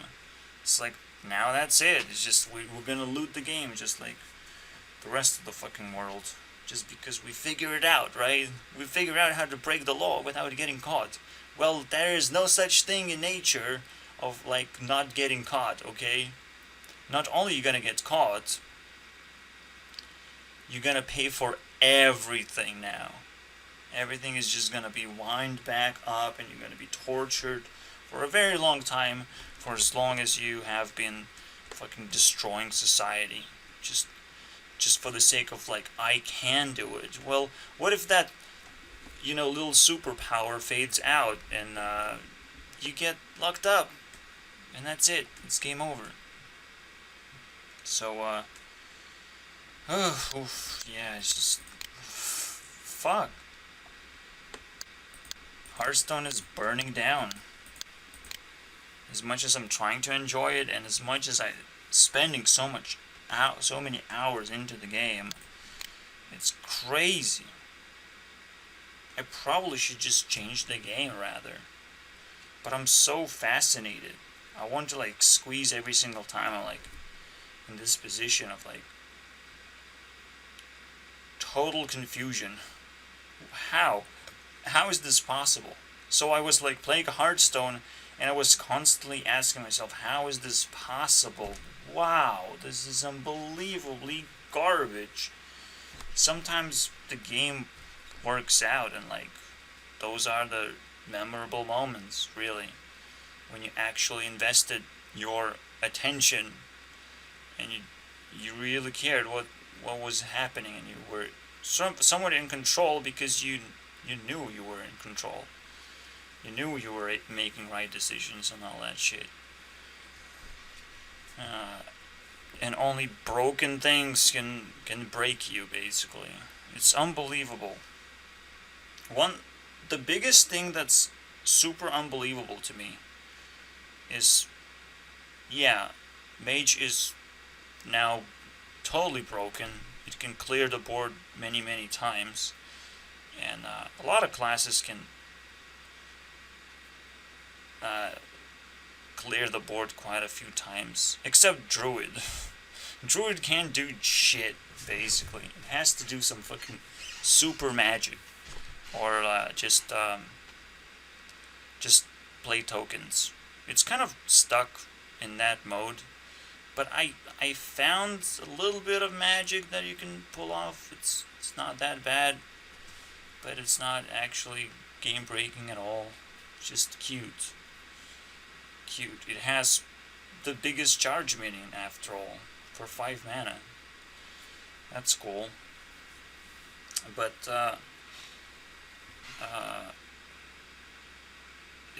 it's so weird that other classes can just clear the board tons and tons of times, and at the same time, if you can clear the board, that means you can also build tempo at the same time.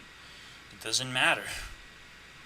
You can prepare yourself to become this weird tempo deck. But it's even worse because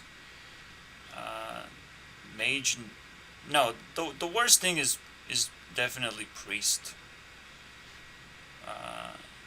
Priest being capable of just clearing the board intensely, and now it even got so many tools.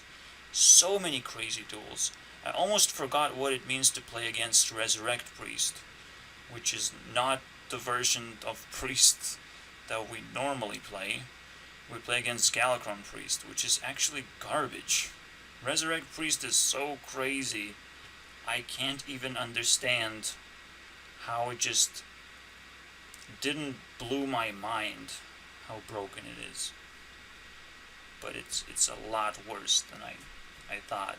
And somehow it left the metagame. Somehow. Crazy.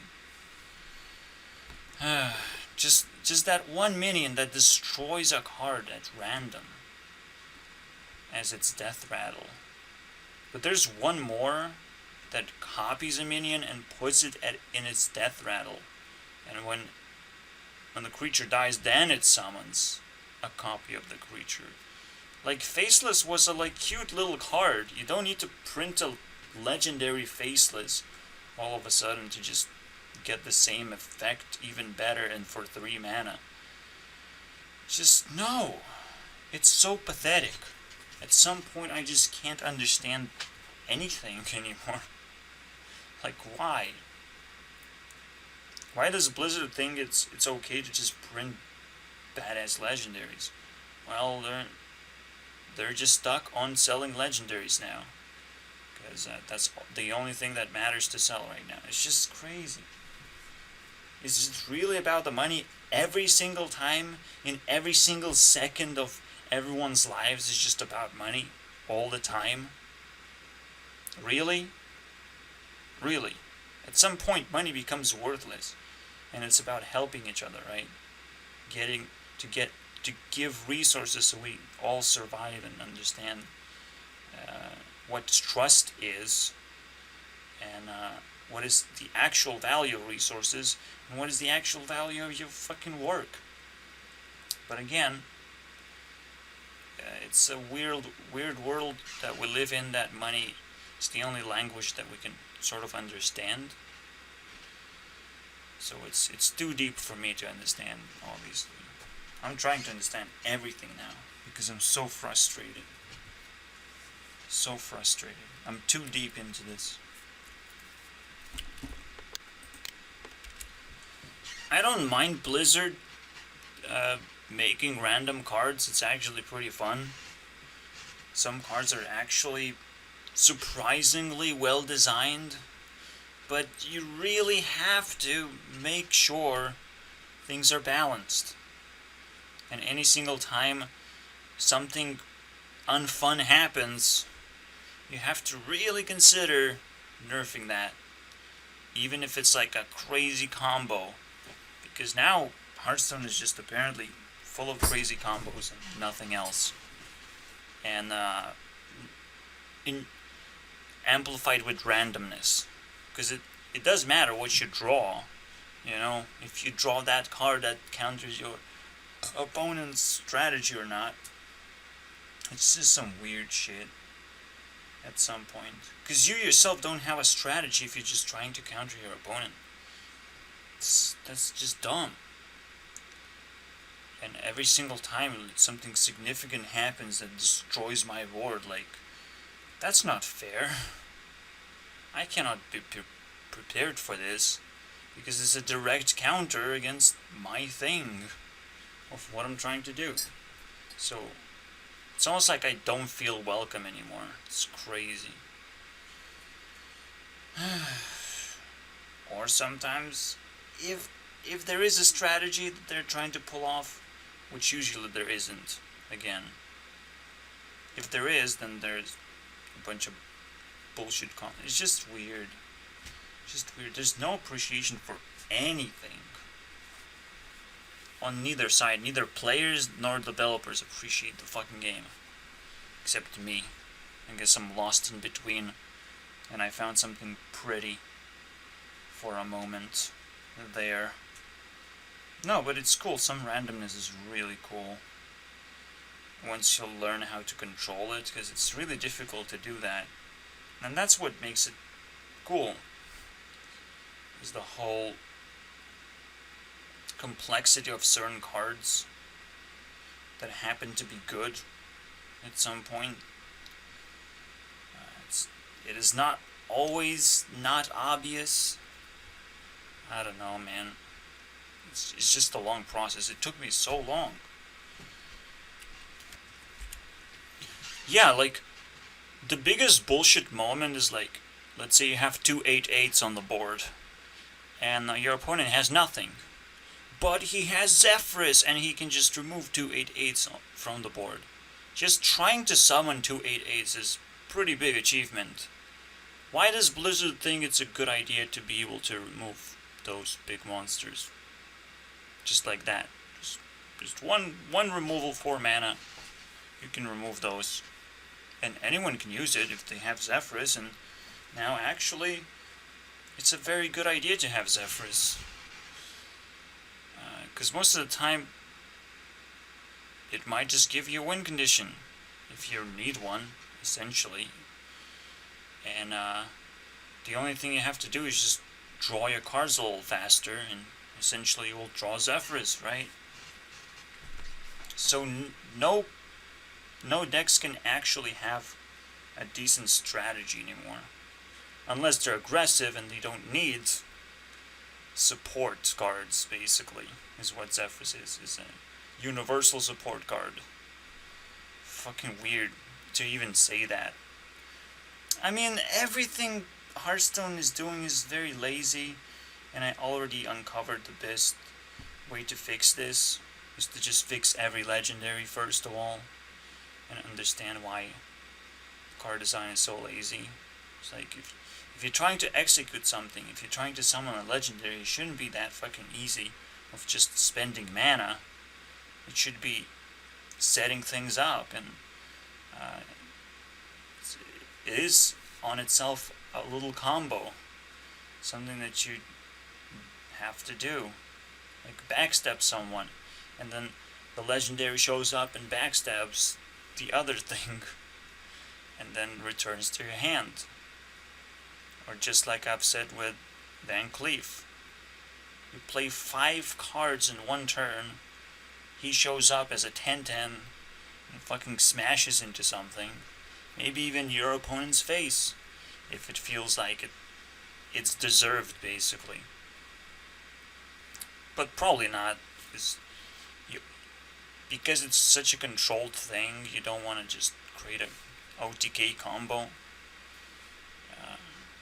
You just want something that helps you, like, maintain board presence, and being able to control the board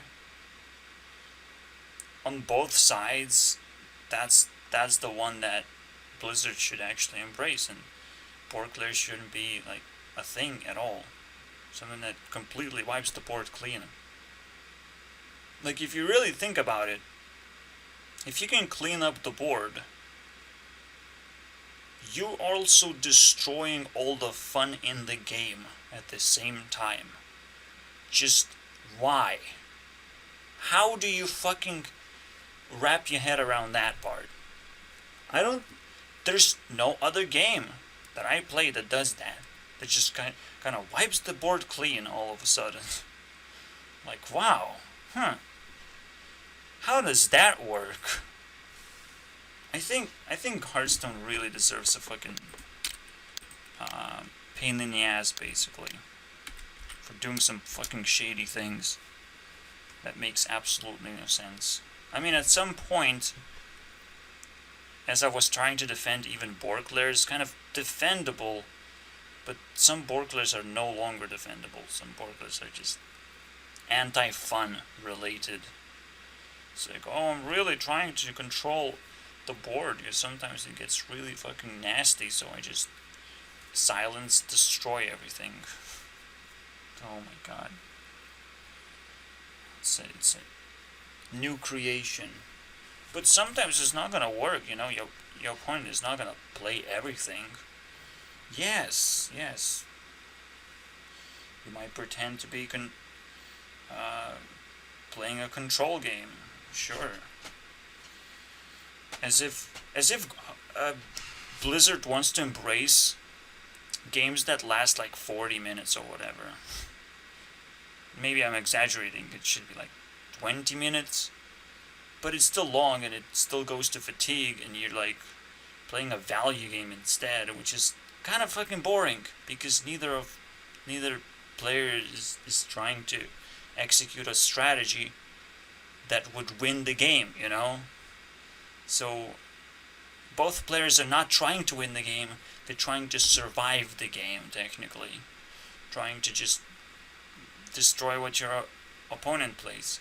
And that's the moment that happens in a card game, that's another indication it's a shitty fucking card game and you should stay away from it.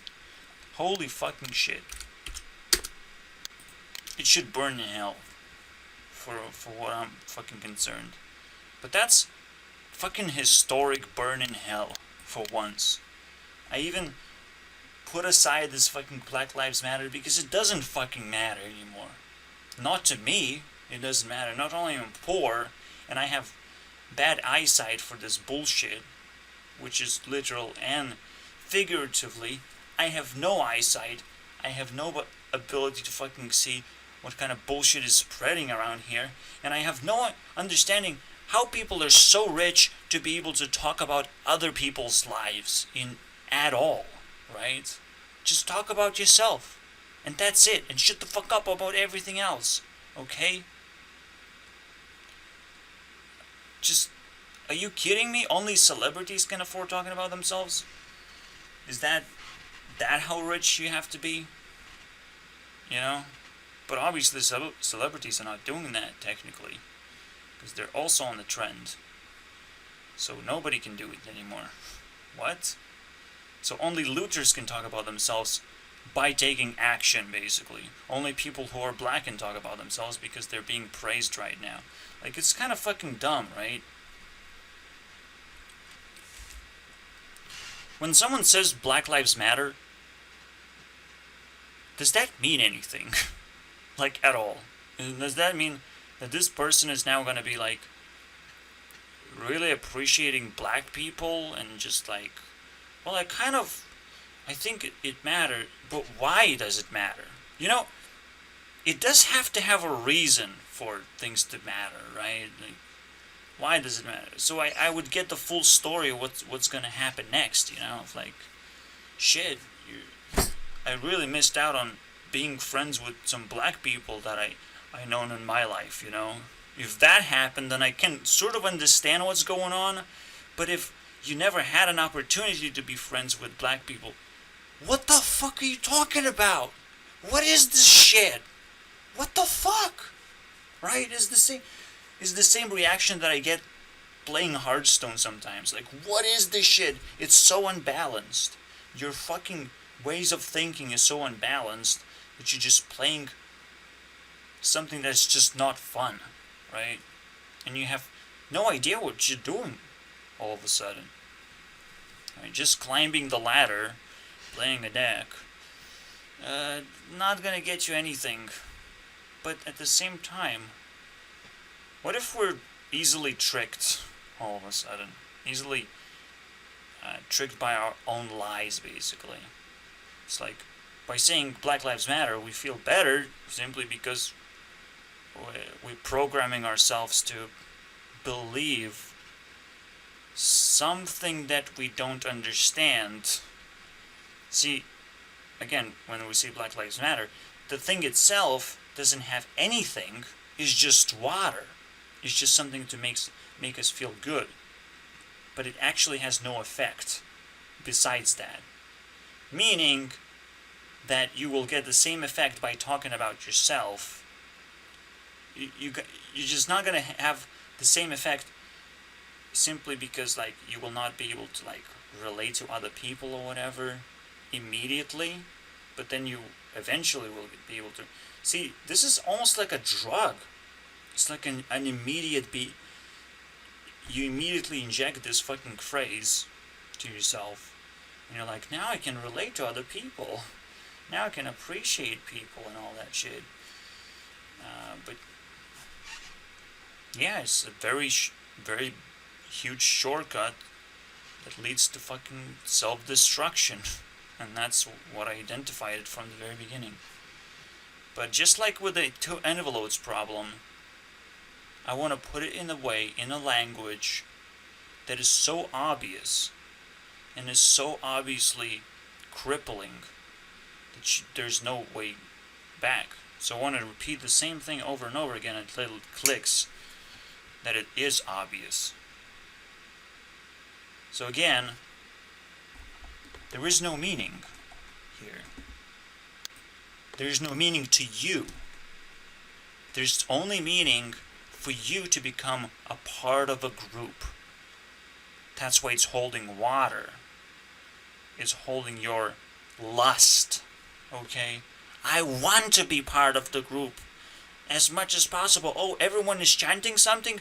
I am chanting too. Yes! That's what it feels like. And it means completely nothing. You're part of the group just to be slaughtered. Okay? That's what you are. You're part of the group, now being grouped up like fucking sheep to be slaughtered eventually.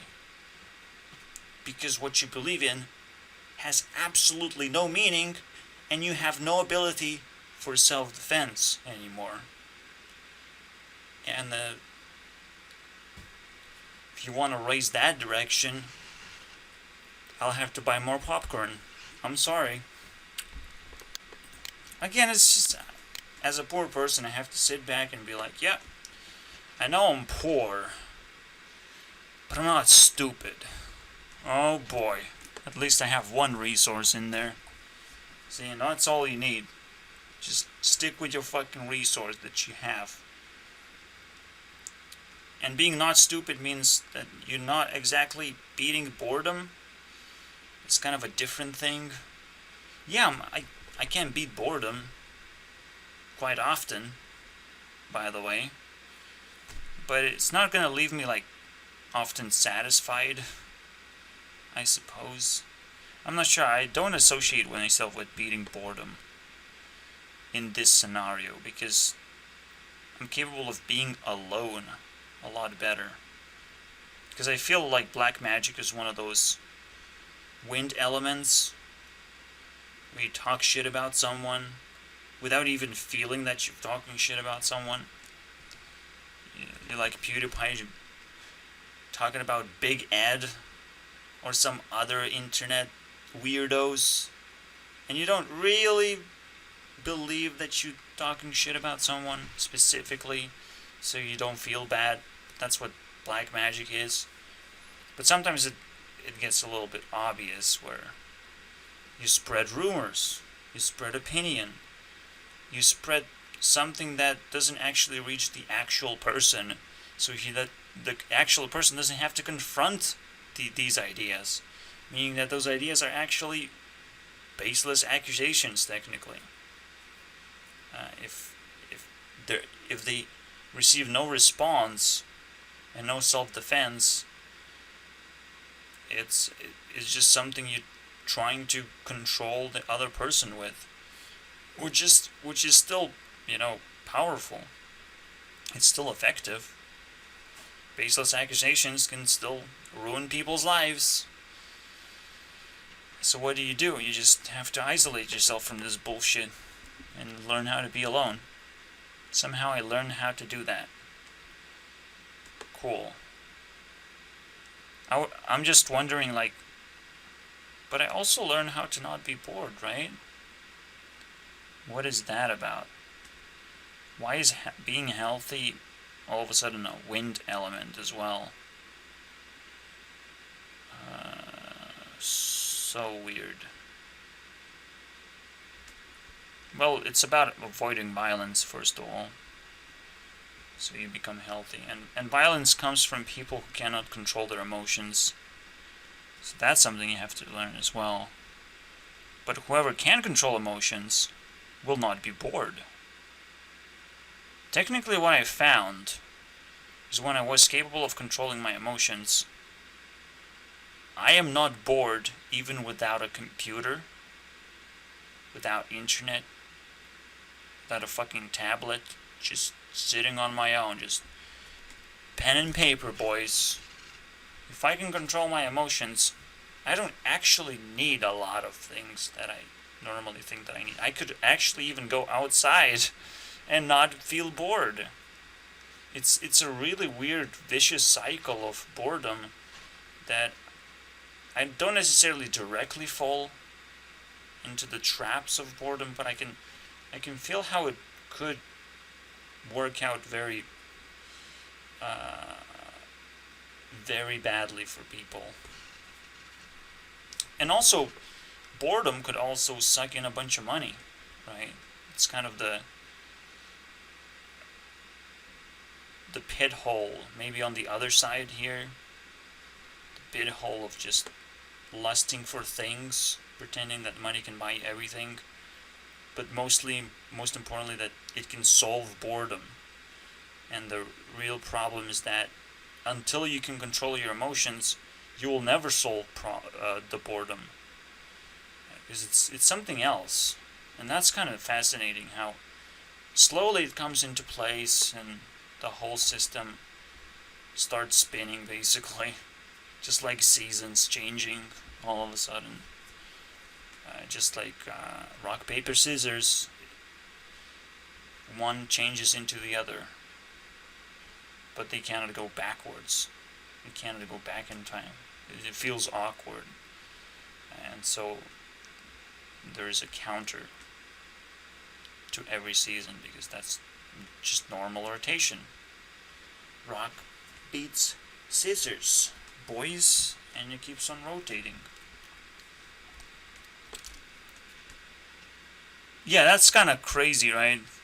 I will never be able to solve my money problem by being alone. Every single time I'm like, I can do this alone,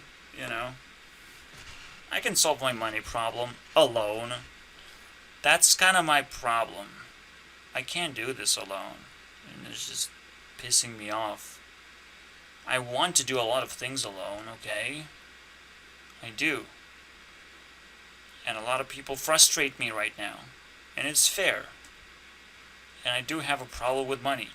It's also pretty fair. And I don't like that. And I know I will not be able to solve this alone. And I just don't know what other people have to offer to break this fucking curse, okay? And just help me out a little bit here.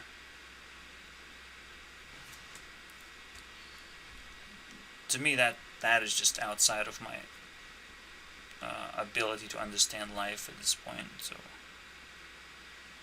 oh boy, it's a big deal, actually. A lot of people are stuck in a similar uncomfortable position where they're lacking something, and that's something that's almost impossible to break, regardless of how powerful you are. Actually, is really mysterious for why that is. So I still can't even explain it yet. We'll just dive in eventually. Now, like, I started with, your life matters. And then I'm like, because you have to be prepared for love. And that's why probably the curse is unbreakable. You just have to wait for fucking love. And there's nothing that can give me money, because money is not something I'm supposed to have so I could love another person. I'm not supposed to have that perspective until I find a person that I can love. And then we can share that perspective, because that's the only way we're going to establish trust, if we actually have something that we want from each other. That's the only thing that will bond us together. If I knew everything, an entire universe was my fucking canvas, technically, and I can predict everything, I have everything I need, that would be quite self-destructive, I would suppose. I would be excited about nothing. So I'm sure that love probably works along with this little curse that I just exposed, sort of. I think I'm pretty right. It feels uncomfortable, like every person wants to be like super invincible or whatever, which is still impossible. But you also need to be naturally challenged. If you want to truly be immortal, unbeatable, well, prove it. That's it. Just prove your powers. By how? How would love prove anything at all? It's just confusing, because it's a very, very long topic to explore. So let's just leave it there. We're closing in, but we're still not there. And a lot of people are miles and miles away from understanding what love is, even on the basic level. Like, imagine that. Imagine you enter a philosophy level, and you ask, what is love? Love is magic, okay? Love is total mystery. And you will never fucking understand love. Okay? Not even when you experience it. Not even then you will understand love. If you can bring love here, maybe we can get you to the next level. How about that? We open another door. So you literally use love as a currency to go through levels. You go through intention now. Of like, oh, you do have intention yourself because you gave us love. Okay. You collected a bunch of tokens, I suppose. And you have to put them in a story. In a way that you experienced. Obviously, every token has its own intention. Right? Like, why do you need love? And you will understand that the reason you need love is quite universal to everyone else as well. So you're still trying to answer the same question, but at the same time you slip away, and you don't realize how you're slipping deeper and deeper into the next level. Unless someone wakes you up and you're like, well, you ran out of love, so congratulations. You're stuck here, and it's quite a nightmare when you run out of love. I get it. But you gotta stay here now. Again, I did felt at one point in my life like I was on fire. It was crazy. And it wasn't me. So it was fair to say that nothing that was happening was actually important, and nothing was crippling. I just did extra work to realize that. So yeah, I did personalities work to see where is love in there. Because first I was like, well, if I really want love, why is it not working out? If everyone wants love, how are we so mindless about it? And it just doesn't work out. Or it's just me, okay?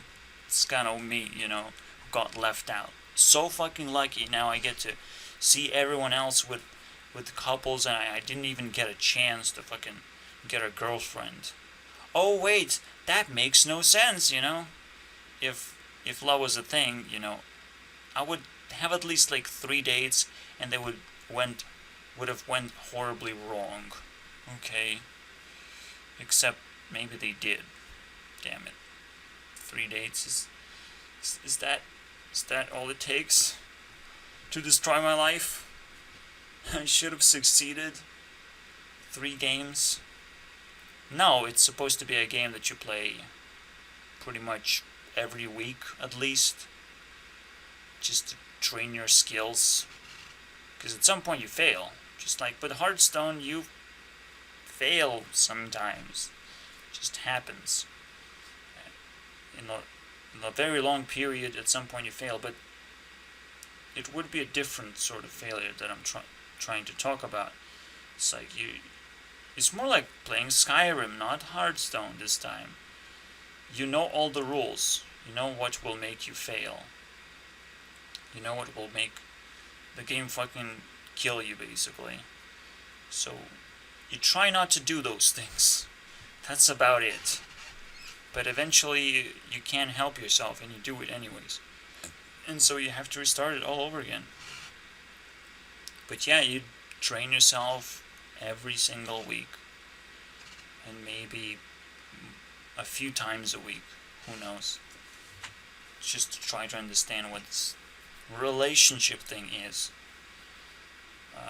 But people have to genuinely do it, and people have to be genuinely open for it. And even I'm not open for it, but I'm waiting.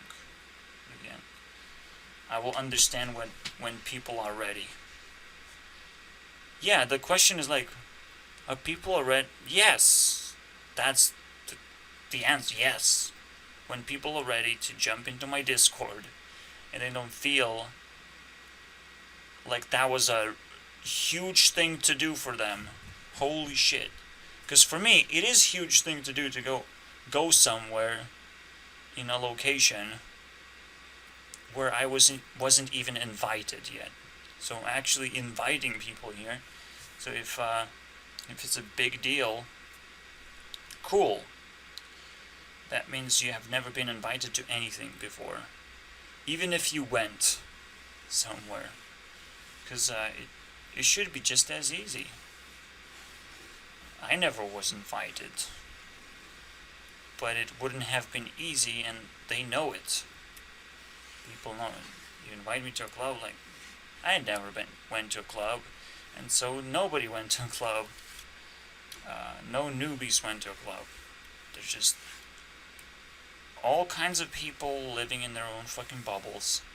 It's just like me trying to invite people, let's do gaming together, to a person that never did gaming before. It's quite awkward unless there's deeper meaning in there. Of like, you should know how it's done, because that's the only way to do it. Safely and securely, okay? Which is, you have no idea what gaming provides, and probably gaming doesn't actually serve a higher purpose. It's just something we waste time on.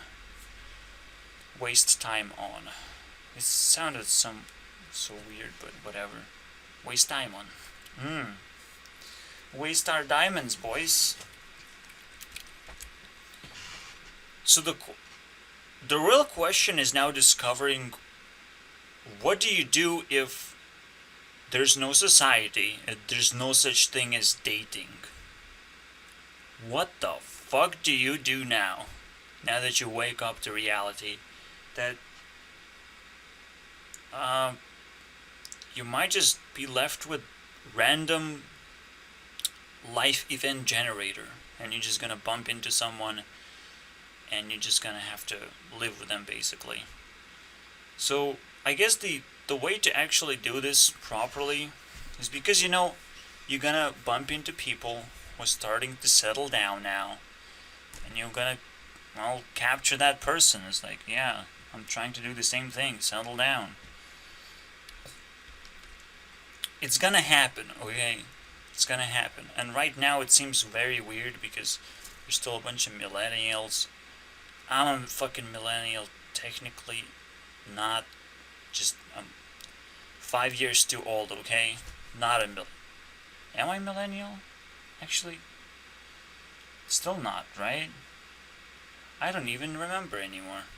No, it's like Gen X is past millennial. So I am millennial, yeah. Okay, whatever. I don't even care though. See, that's the most annoying part. Stupid. Okay, so let's just say people in their 20s right now. It's kind of like the majority audience on the internet. Let's put it this way. And they're still very vicious. They like fighting each other. They still feel like they have ability to progress in life and beat everyone else. But at some point, we will fail. I will not fail, because fuck you. Fuck you guys. No, obviously it's quite a vicious competition, and you never know what's going to happen when round 9 is going to get triggered. That's the most important part, is playing a game that's very long, that can stab you in the back. And this was my emotional control. Putting this together, like falling in love with it, sort of, what you want basically from life, and you just create a very small idol of it, or just do something that seems weird and nonsensical, but you appreciate it because it kind of makes sense. It's just kind of what you want from life. So you hold it and you embrace it and you play with it. That's what it is. This is my life. I brought it to you, and now you understand what it is, hopefully. Except this one is very advanced. Very crazy.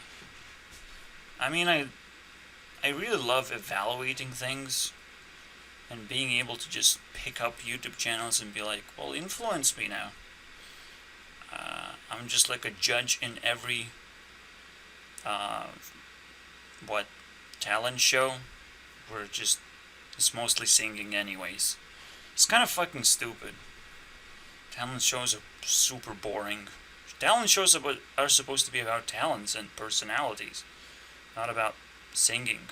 And most of the time it's not about singing. Then what is it about? See, talent shows just kind of fall flat very quickly. So I'm doing just a little bit better than that. So I'm proud of that as well. It's so deep. It's such a deep adventure. Believe me. There's so much to explore and so much to learn from. So I'm really, really happy that I can just do it on my own. That I can be myself, do it on my own, but most importantly, that I know what I want from life. And when I settle down, I fucking get it. That's it. There's nothing else to discuss. Let's just keep checking the stats, alright? Keep checking those stats. Let's hope we don't fucking lose. We're so on the edge. Just 1,000. We slipped 1,000. And it's a disaster. So let's keep going. Oh, and let's not forget that we still have these things to develop. The Skycraft, what is that? The crazy ideas that are coming to life. Only 3, I believe, so far. So let's keep going. Let's try and figure that one out as well. Oh wait, I was supposed to help Minecraft? Fuck you, Minecraft. Fuck that shit. I'm not saying no, I'm just saying it's 20 days left and I'm not feeling it right now, so I'm not sure. To me, Minecraft is starting to feel a little bit too simple, or like I know what's going on now. It's just like it's too repetitive. I want to explore something new now.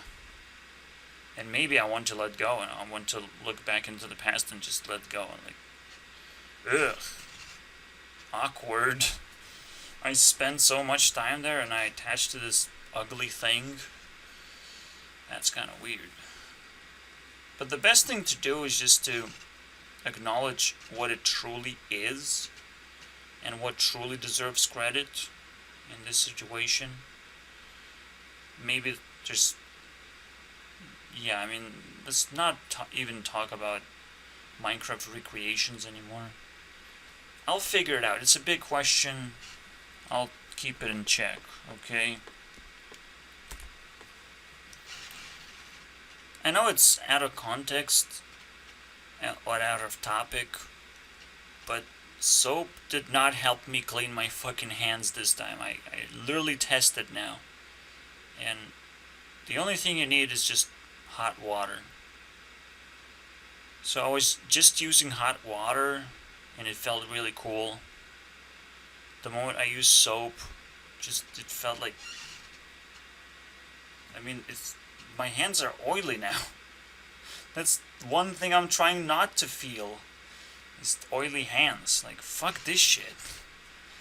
And the heat feels so cool as well, like really warm.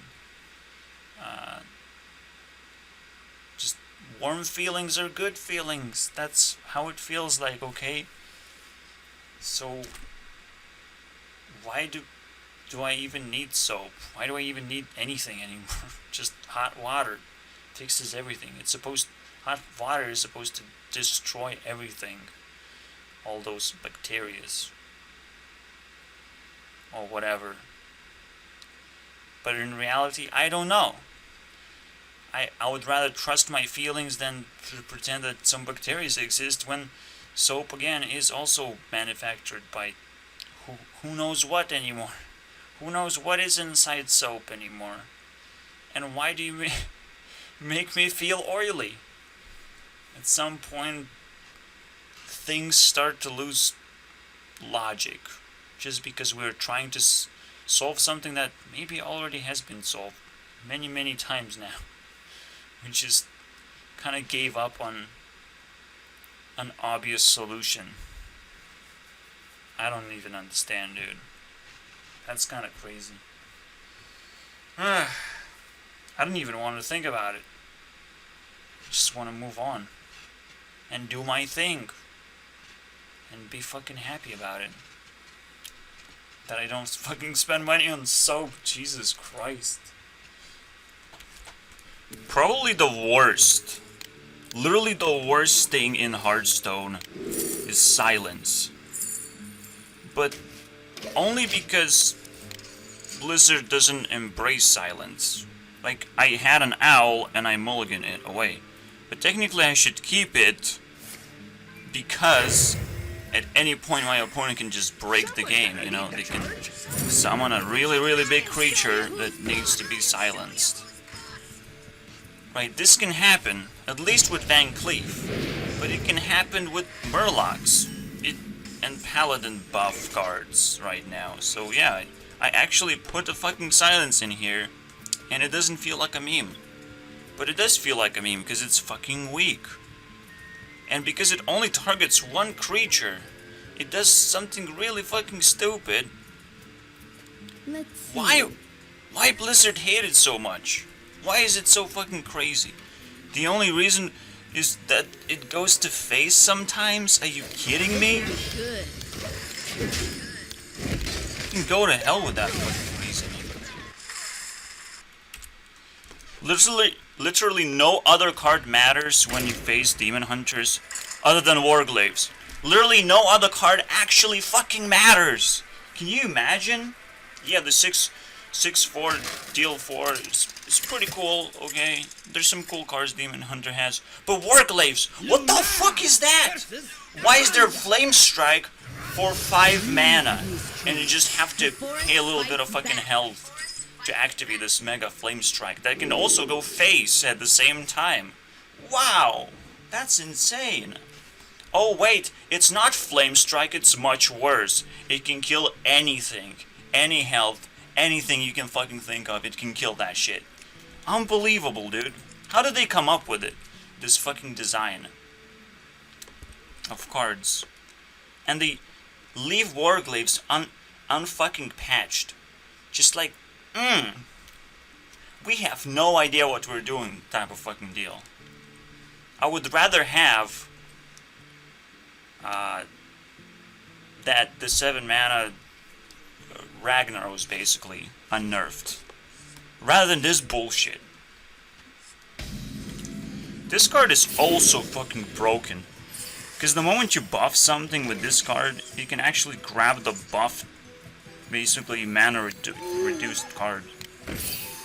I fucking hate this card. It does too many fucking things, so many things. It's just like back in the day, you have the fucking dragon discover a card in your opponent's deck. This is this for 3 mana now. Discover a win condition from your opponent's hand and steal it, technically, because you're gonna now be able to play it as well. Not only you get to know everything about your opponent quickly with these fucking cards. I hate this priest so much, man. And he just stole my overgrowth. He's just quicker than I am. Look at this shit. I couldn't even silence this properly. It's unbelievable how broken this shit is.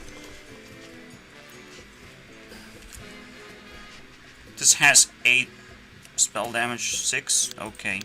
If he has a spell that clears the board, I have to concede because I'm frustrated a little bit.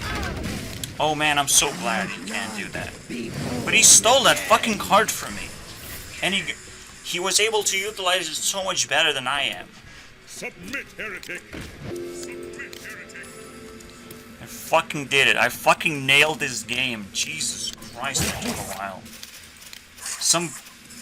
I mean, I have to fight against broken cards. But I do have the Ysera, which is also pretty broken.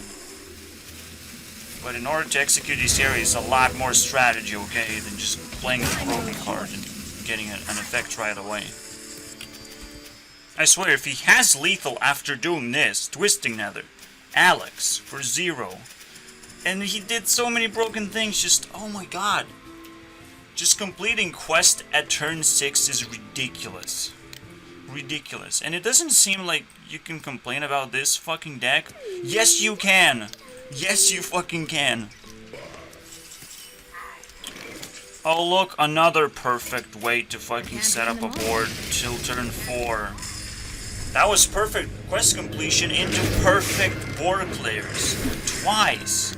This one is a perfect Murloc combination for the opening that I can't counter in any way without maybe Doomsayer. Maybe it can help Doomsayer. We gonna start adding Doomsayers now? I can't. Here's another thing that Blizzard could do. Just balance the fucking quests and Galakrons, for fuck's sake. Those are core cards in every fucking game. And Warrior has shitty Galakrons. So he's not playing it. But everyone else has crazy Galakrons, so everyone else is gonna play it. Why Shaman is not playing its own Galakron? Why it's not great? It's kinda weird. Oh wait, it is great. It's just Invoke cards suck now because he got over-nerfed. Because Galakron doesn't suck, but it's kinda awkward. So at first appearance it got immediately nerfed. cool. But yeah, there's so many quests in the game still, and they should have been balanced, so I would want to play every quest to some extent, right? I want to play Druid quest, I just don't have it unlocked. Oh, Doomsayer. I guess it will deserve 22 any time now. Let's see how this game plays out. Oh, he killed my Doomsayer! Fuck! At least he sucked in a bunch of damage. And I cannot do anything for forever, basically, because he's a pirate warrior now. That's a thing. That's a thing, and that's a not necessarily perfect out. It's just I can't deal with it.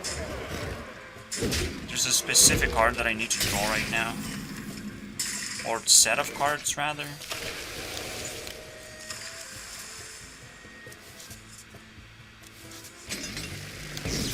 Bob, yes.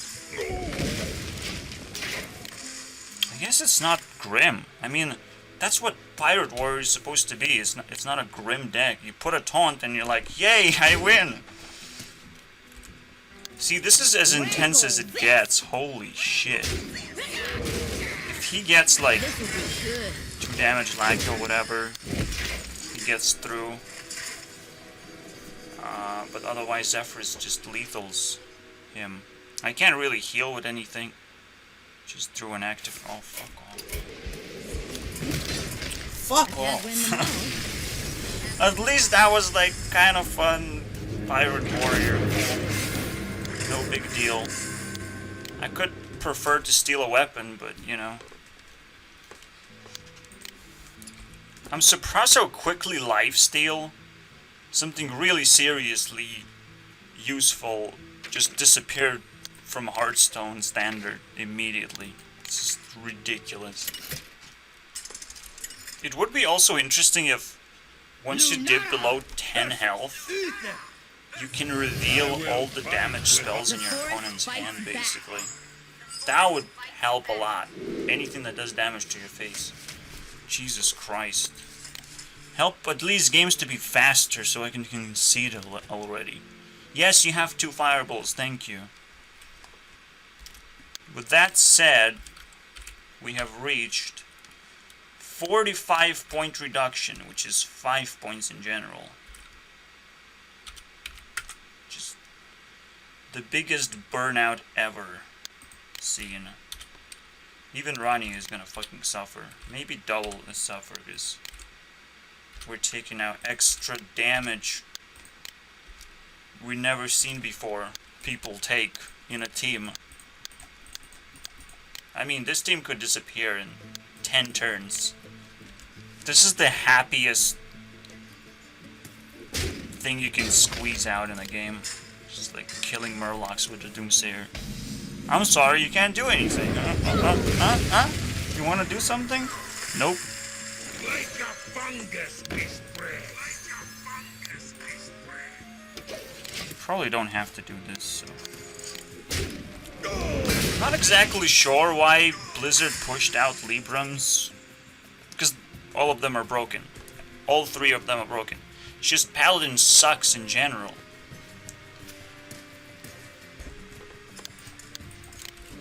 Now the scary part is, oh wait, I can't use this card because I have Doomsayer in my deck. Holy shit. I mean, I guess Librams are just as broken as Galakron, and the Paladin doesn't have one, so it's all fair. Okay, I'll take that. I guess you cannot just clear this board that easily. Oh wait, I still just have 1 star, so that was not a broken deck. It's just, it was just a meme, okay? Now, I didn't play this card before, Breath of Dreams, and just Breath of Dreams in general, the deck archetype, but it seems like it's almost impossible without it. The only other thing is cheating out Van Cleef of 5 mana Swarm and then buffing it. It's just trying to cheat out against every possible board as well. And That's it. This seems a lot more legit. The worst part is like Blizzard really loves conditions. What is this?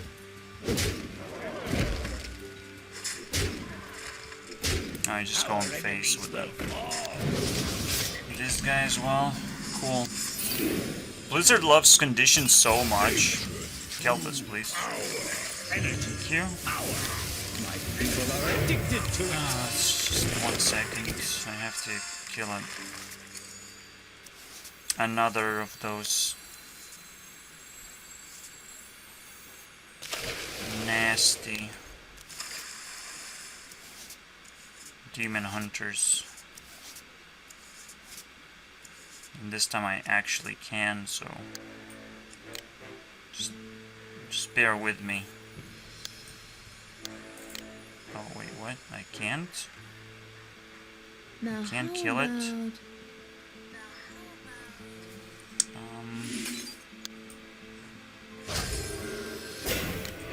Yeah, I mean, I'll just do that. This. Actually, anyways. There you go. If it doesn't clear with Warglaives, then I win. Oh wait, they always have Warglaives. Shit. That's why it's so powerful, isn't it? Because it clears the fucking board too.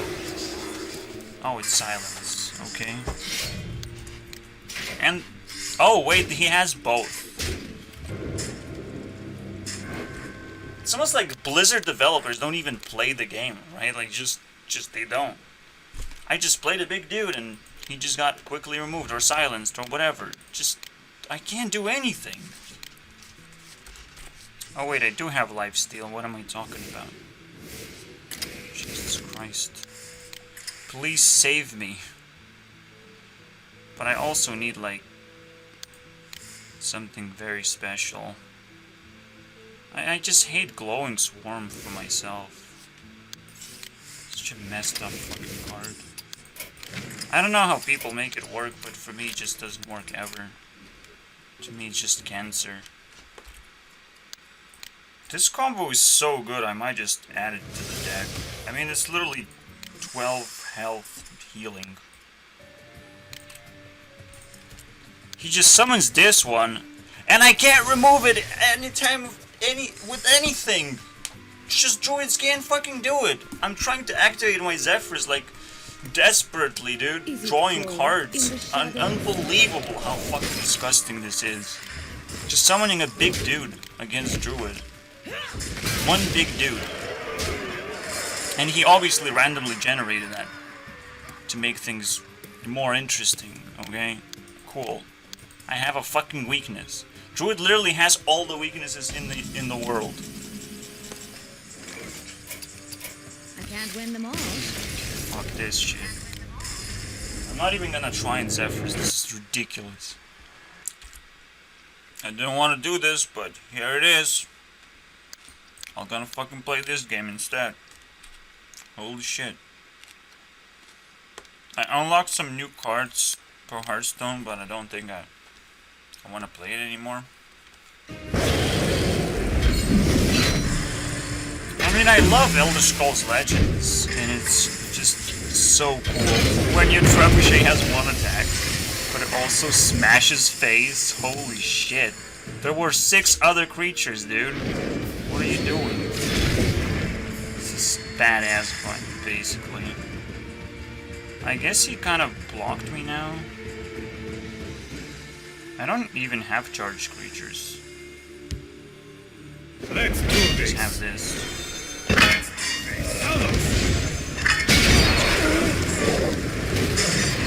Oops, I guess. This one will hunt you down. Invincible trebuchet. Holy shit. Anyways, yeah, I mean, I understand why people, like, don't appreciate Elder Scrolls Legends too much. It seems a little bit bleak in its presentation.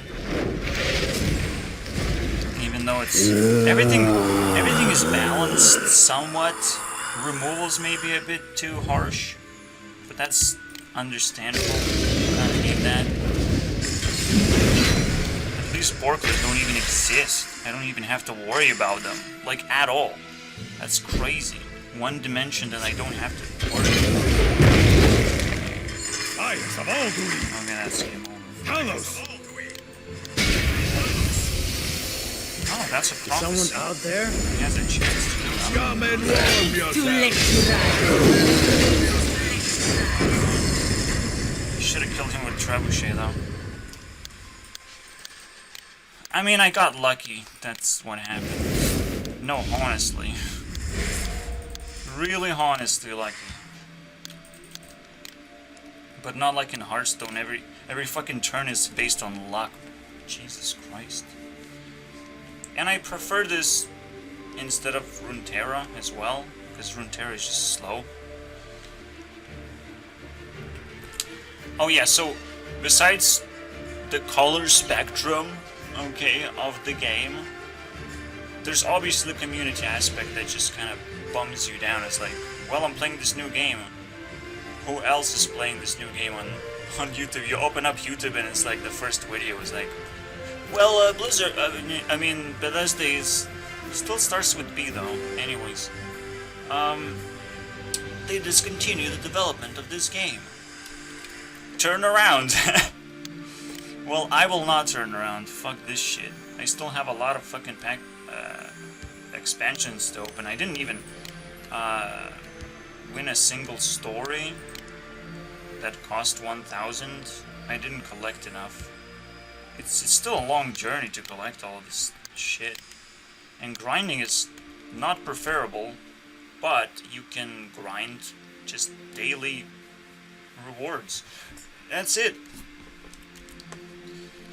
The biggest problem is, like, without community, you're not actually sure what's available for you. You need someone to really take your fucking hand and just show you all the things there are in this game, because there are plenty of things, obviously. Plenty of combos and cool little ways to play, I suppose, and things to explore, keywords to explore, cards to explore. Absolutely.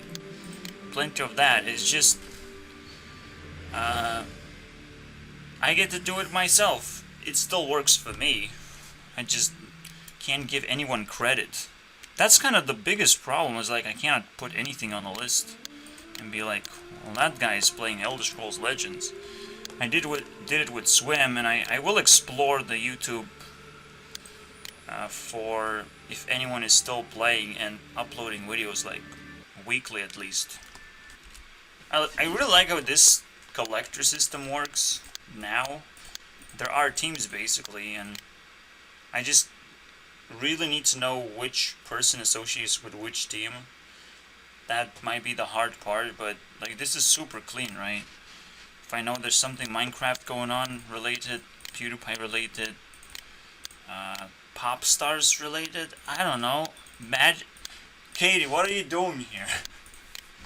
I figured out that Katie's personality is definitely fire, but for the longest of time I couldn't just agree with that, which kind of bothers me. Like, it's kind of obvious, almost. She's not like smart, and she's not exactly emotional. She's just a flashy pop star, and that's great. But how did I fucking miss that? With big eyes, meaning that she's fire water. And that was easy. No earth, not even close. So long for 1 hour trying to figure that out. Jesus Christ. But the reason why I like this system even more is like the 10 is when the egg kind of breaks. You create an egg and it has to break me. Basically capture my attention even further than just what 1 point can do. So if that happens, if there's a strain of points going from one person, then they take the 10 for themselves. They take 1 point to here, and now this is slowly becoming an establishment, which is very difficult to like change things around and add new members. But I'll make sure that that is also possible eventually. We'll see what else is gonna happen event-wise.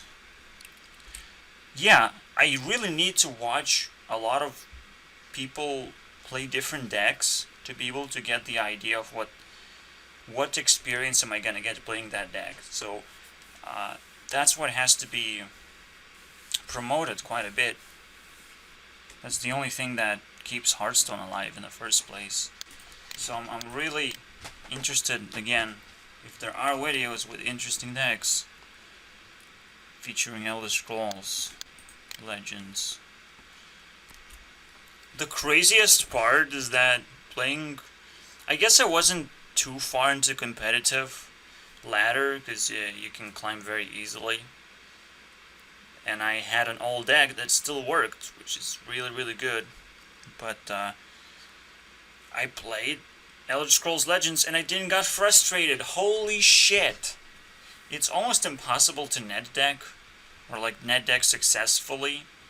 So that's another thing. And you can always find ways to just build your deck around bullshit that other people do. It's just really, really cool.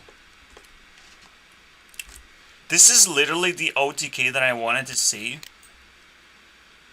After I played a ton and ton of Spell Druid, I saw like, this OTK is possible, very much. And the only thing you have to do is just copy this Knight. And yeah, I need the Shadow Weaver or whatever to make this dormant. This is really cool that he just did it after I played it a few hours. Because this might just be the most competitive OTK out there right now. That's the way I see it. I want to try it. Cool. Thanks. Okay, Wild Fiend is so good, it's actually new Doomsayer right now. My god, this is so amazing. It would actually clear minions. Any minion. Really, because people will either play small shit or at least clearable. It's just the best. There's nothing better than Wild Fiend. And it's a creature, it's just simple creature that has rush, that just is dormant. But Wild Fiend is so good that it's not exactly a Doomsayer, it's just a good tempo card. But for someone like myself, I actually need it so badly. I really appreciate it. He's just better than Doomsayer, so congratulations. This is a new Doomsayer. Because it does all the things that Doomsayer used to do. Now Doomsayer doesn't actually make it. And you can heal it. So that's a very big bonus. You can heal it, doesn't destroy itself. It has all the perks of being a good creature and also just cheap one as well.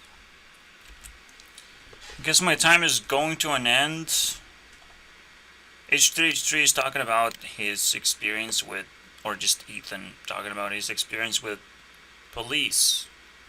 And he kind of gave me a different perspective on the guy who died and created this whole disturbance. But it's, that's just what happens when there is a medical unit or security unit. You just kind of have to give up whatever they want to do to you. You just kind of fucking have to give up at this point.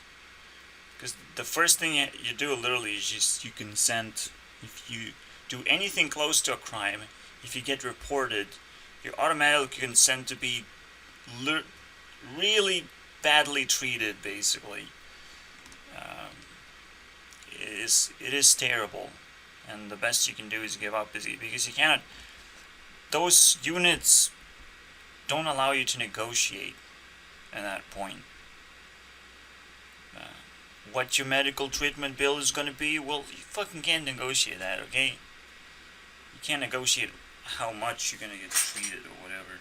How well you're going to get treated. None of that shit is fucking negotiable. It's just there as a placeholder. There to for the government to be pretentious about its power and use, or just existence, even, of anything, of security. It's kind of fucking weird. It does give me a different perspective, a little bit. It's like, the crimes are not severe, but the responsible... Obviously, police is just retarded, okay? They're doing already a retarded job. An already retarded job. Whereas there is no negotiation. You're just trying to fucking do something really crazy to stop crazy things from happening. And you don't know how much is enough. And there are certain responses that make police uncomfortable. And you cannot just easily discover these things. And I don't even want to try and fucking discover it for other people, because nobody fucking will listen. They just want to be a part of a crowd. And they pretend that they fucking understand what they're fighting against.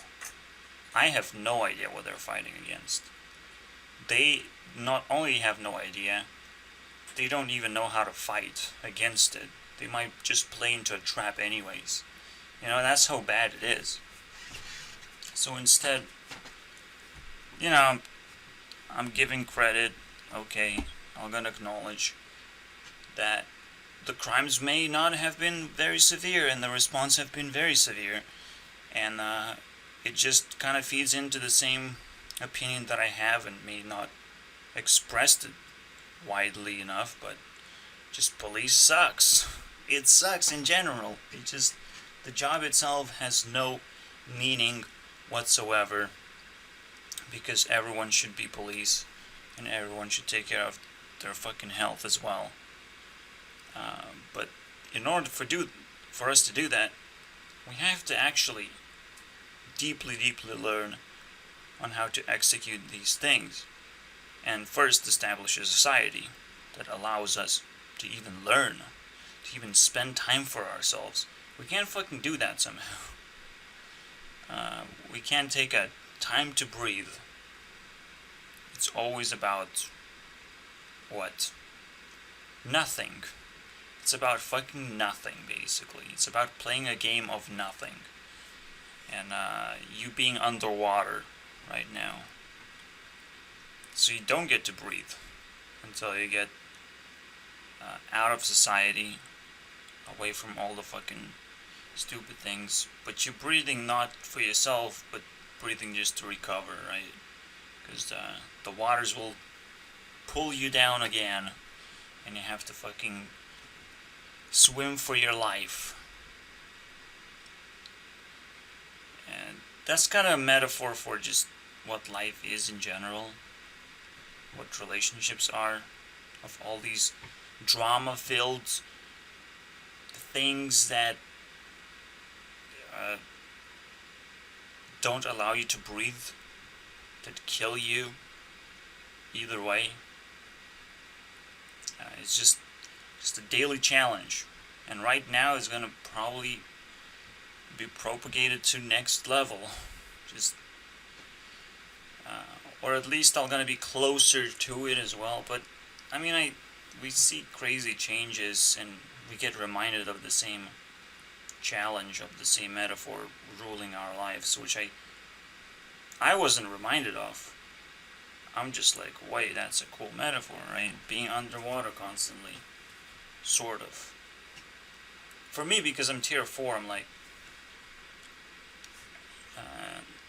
I don't even know. I don't even know what it feels like anymore. Because I get to breathe as much air and just be as lazy as I possibly can.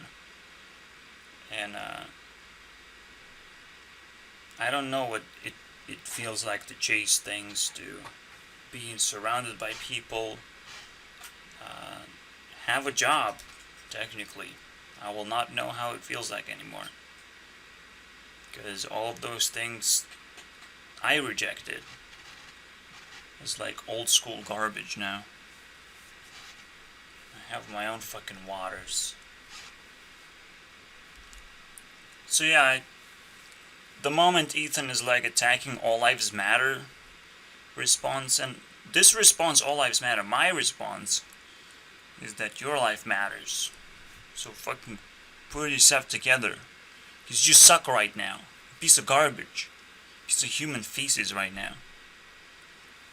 But, with that aside, and that's a generally not rude thing to say, by the way, to a lot of people. Just piece of fucking garbage.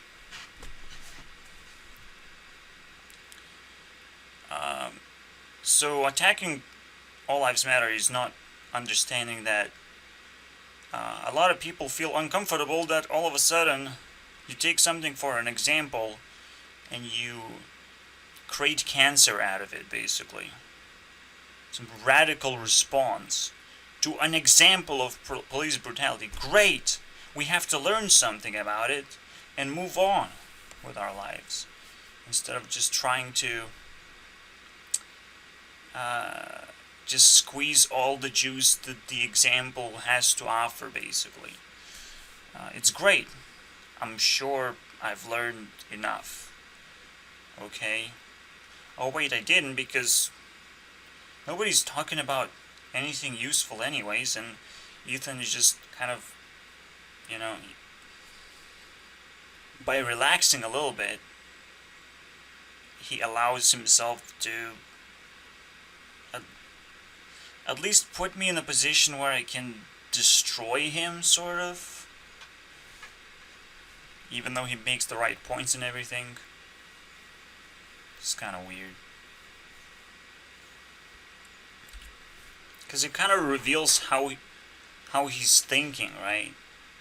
If he's trying to explain this issue in a wrong way and doesn't concern himself that, yeah, this is out of proportion of just reaction. You shouldn't overreact that someone's house is on fire. Holy shit. Just people are so bored. I think they're automatically auto-reacted. Overreacted. Just ridiculous. If you really wanted to react properly, you become friends with black people and you make sure that the feeling goes away that police has, so they don't have to overreact to another race. If you can try and solve that, that's the only thing that will end police brutality, by the way. If you can actually find a very good solution to it, besides protesting and trying to make people aware of it. Because there's so many more important problems than that, and a lot of people can't even identify what actually is being talked about. Because, yeah, first of all, it's really hard to be racist. Second of all, it's hard to have any problems with police. It's actually pretty hard, okay, to get in within range of police. I am within range of police, but at the same time, they're just trying to do their job, so they're just gonna go away eventually. Right? And that's what you have to understand. They're just gonna go away. Doesn't fucking matter. Just stop resisting is the only way to put it. I'm not exactly sure how those police encounters play out for black people,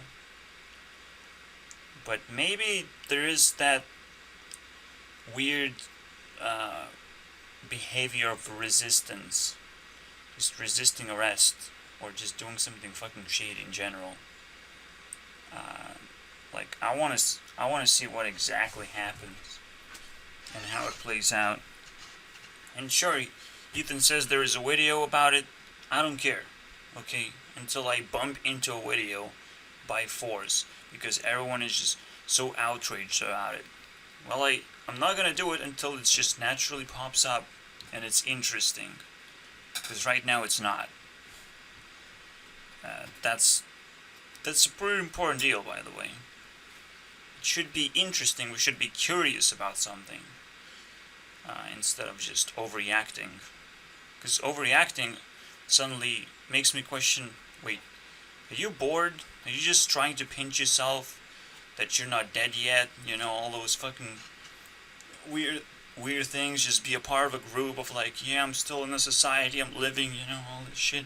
Just trying to prove something to yourself. Fuck that shit, okay? That's why I say, oh, your life matters. So wake the fuck up and whatever you're doing, just do it a little better. Just tone it up. So I'm not completely disappointed looking at you from a perspective where I don't play this game anymore. It's just old school bullshit. It's too easy. So with that in hand, I didn't make too many points. I would love to have like points and then go back to Minecraft. Because Minecraft has a problem. Significant problem. I probably just have to let that slide and we'll talk about Minecraft and end the video. So that's what I'm supposed to do. I have to sit here and be like, review it over and over again.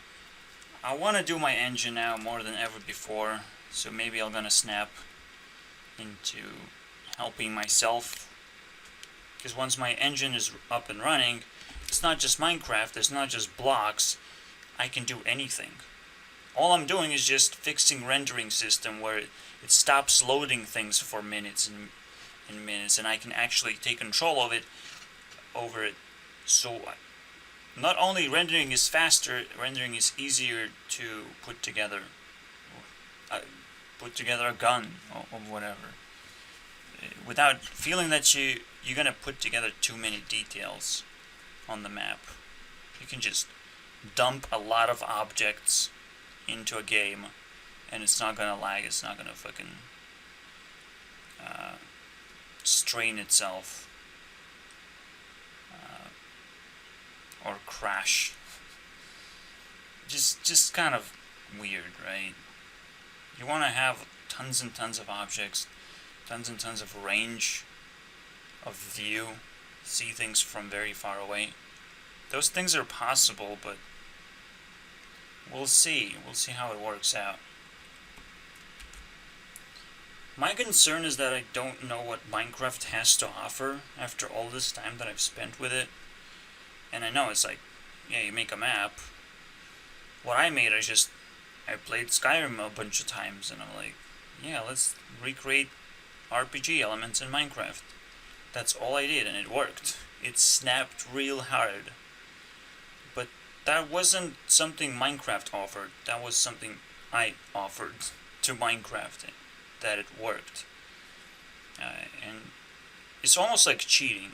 If you embrace something in Minecraft, it's kind of cheating. So I spent a lot of basically time cheating.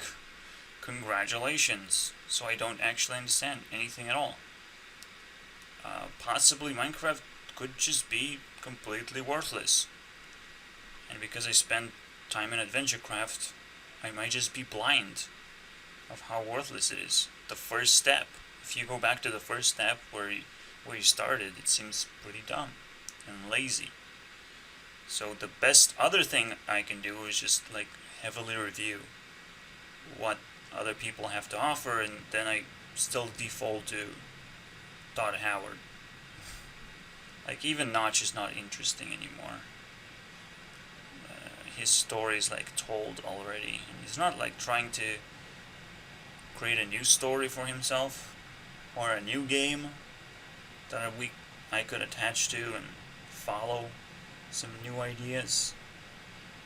It's just kind of game over basically. So maybe I have to reconstruct the team and just clean it up a little bit, get rid of Minecraft from my life. This is when the big decision is going to be made. So or at least the start of a big decision. We'll see. There was a moment on Rebecca's live stream where I was like, oh, it's this discussion, and wake me up when it's over. And her response was like, how can you not talk about it? It was about coronavirus. But the idea is that the worst thing that's gonna happen in this government mealtime, epic government mealtime, is how it's gonna distract us from really enjoying a wholesome life experience. We're gonna be pulled into looking at a very specific thing and talking about it. And when we really realize how we feel, we're gonna be as numb as anything you can think of. Probably just ice. You will need quite a lot of time to recover from this shit. If you focus too much on specific topics, because what actually is going on is government meal, is government trying to be relevant, right? It's kind of crazy, actually. And the only question is, did they really just sneaked in and created all of this hysteria themselves? That's kind of the only interesting question. Because you wouldn't be able to credit them, right? But no, you can. It's just same old government realizing that internet exists, so they have to respond differently now, and it turns into something. It's very complicated to talk about this, and technically you could just say that's what I'm thinking, that's what I'm just feeling, that's the story. That's what you have to understand. That's my story, my perspective. It'd still be flawed, but it keeps going, and it keeps pushing me forward and making sure I care. It's very important, because a lot of people don't. Sure, my response wasn't really thoughtful either. It's not like I responded to a question, it's just the way that I initiated the question could have been destroyed by this. Because you wouldn't want to say that the discussion doesn't matter entirely because it doesn't touch you personally. Like coronavirus doesn't touch me personally. But if you really understand it, it is still an invisible enemy. And that's the only thing government can provide. A bunch of invisible enemies. They can't really fight anything real most of the time. And any single... All the time you put a camera out, you put your opinion out. And the government kind of runs away from that. It doesn't want to be widely seen. So, Donald Trump is more like a survivor. It's a person that can survive being seen, but also being a part of the government. That's what you have to understand. That's why he seems really fucking dumb and out of control, out of touch, but that's what you get. His popularity is quite a big deal. Yeah, think about it. Donald Trump is the only fucking person who can just deal with getting a bunch of opinions from a bunch of different angles. Because he has his own opinions. See? That's how it's supposed to work. If you have your own opinions, you can hold on to it and not be destroyed by other people's opinions. Hillary would have been completely obliterated being a president. She would probably just die trying. Just that's how disgusting it is. So we should be proud, honestly. Especially if he does it for 4 more years and nobody could actually, replace him.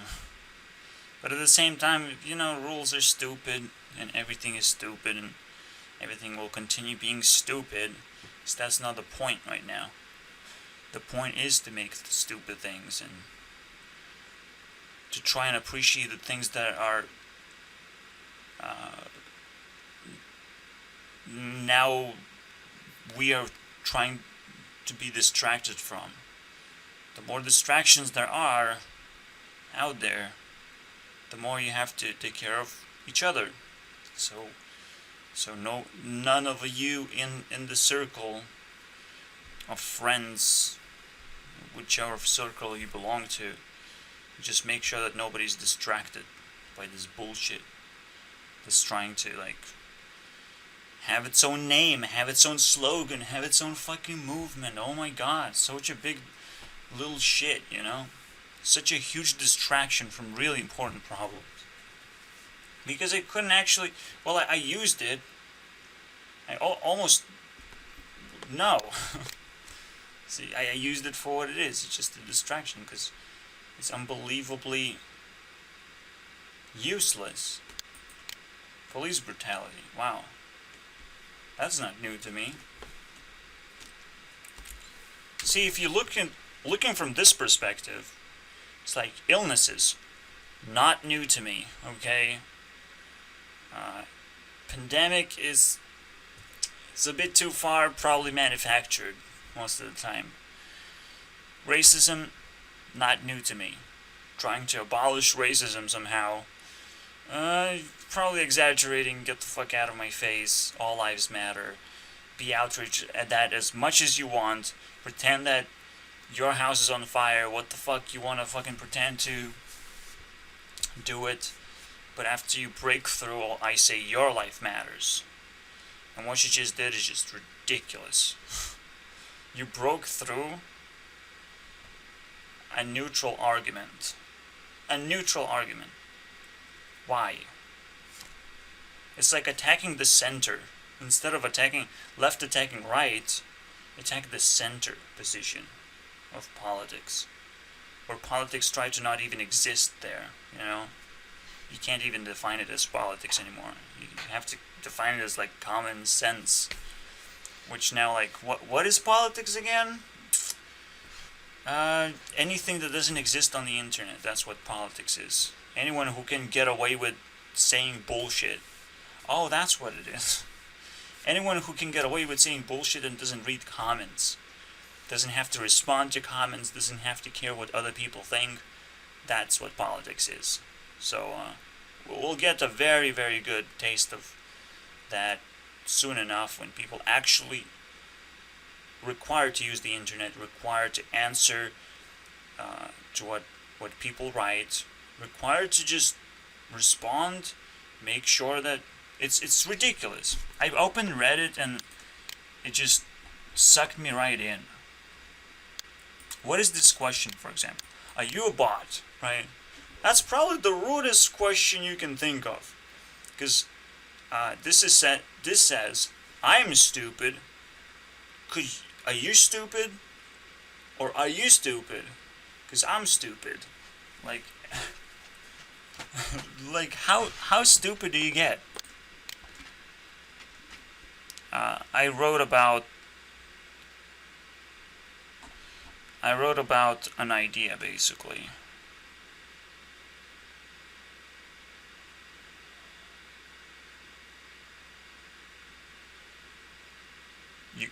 I couldn't respond. Yes, I could have responded.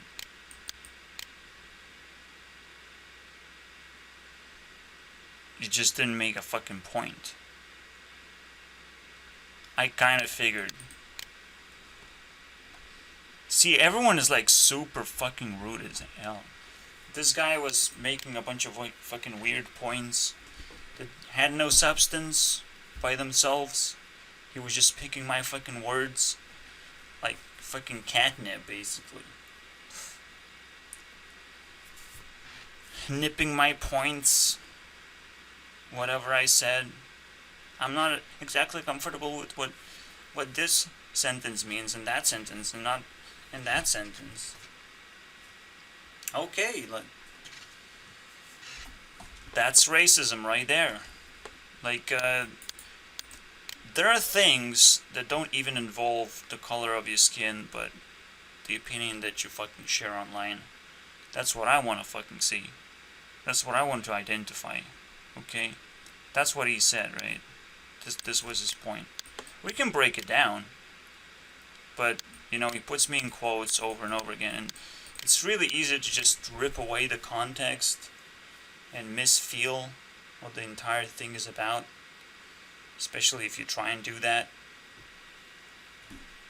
But the point was that Hearthstone needs a slight weapon nerf in general, because it's printing out too many weapon removals. So why not just allow minions to dictate how weapons interact? You can interact with your opponent's weapon with your minions. How mind-blowing is that? Well, apparently every idea on Reddit is mind-blowingly stupid, okay? And you will lose karma for doing that. So, do it with caution, okay? Opinions offend people. Do it with caution. This was offending me, by the way. It's like, water is wet. Your deck gonna get worse. Like, what are you trying to prove? Get the fucking life, dude. Yeah, you can't prove that water is wet. Nobody cares. But he's trying to throw a ball at me instead.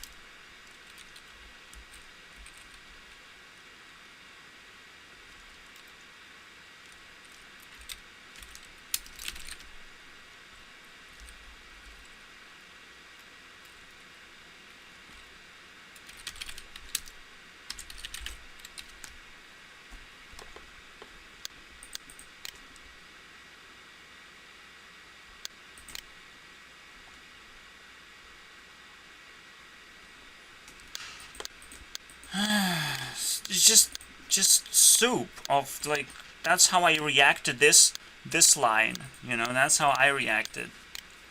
Crazy.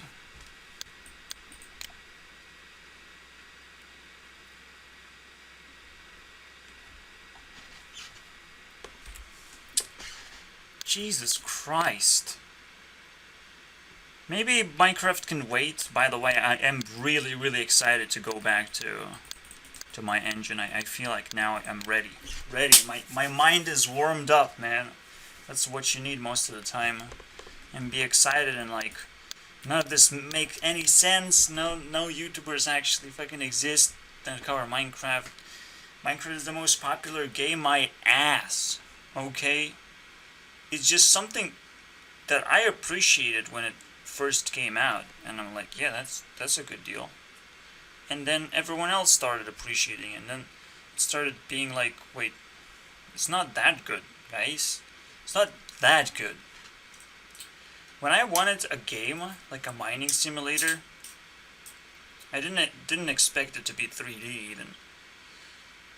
But I expected to be able to sell my shit and progress, basically. And that's what Spawned was supposed to be about, is just my dream come true, and it sort of did, but then Spawned kind of died. Whoops, Spawn the Creeper's Forge. No. Didn't work out. It died. I am not gonna revive it. There's no joking about that. It's a little bit too difficult to recreate Minecraft. Let's put that down immediately. And not even interesting as well. Yeah, I can warm up in order to be able to create Minecraft very quickly. But I still need to warm up for like a year or whatever. Some stupid shit. This is how I do work. I cannot just burn myself over and pretend that I'm doing progress when I don't actually like it. There's a lot to unpack, but we're gonna do a bonus event. I'm seeing Hearthstone on such a low hanging. It's burning up like so fast right now. It's almost a fucking meme now. Because it literally has a year of Pheonix, and the first expansion is Ashes of Outland. Technically, this is a nice little tie-up for them, but for me, I will turn this game to Ash. So I guess Minecraft can still wait for its final conclusion. I don't know what it's going to be about. But I found one very interesting game that encapsulates what I want to do myself. Some kind of like an endless grinder where you slowly unpack the entire game. I kind of want that. Just slowly mine yourself deeper and deeper, and then unlock different mines and different sort of difficulties and game modes or whatever of the same thing. You're just kind of grinding and digging yourself in. I've seen plenty of games try to do that, but I'm gonna do it my way. It's gonna be very, very exciting for me because it's a new engine, and it's just a game that I make.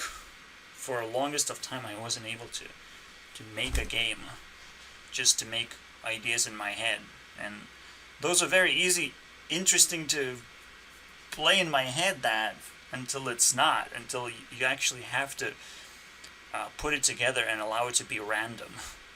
Because that's what is exciting, is when you collide with random events,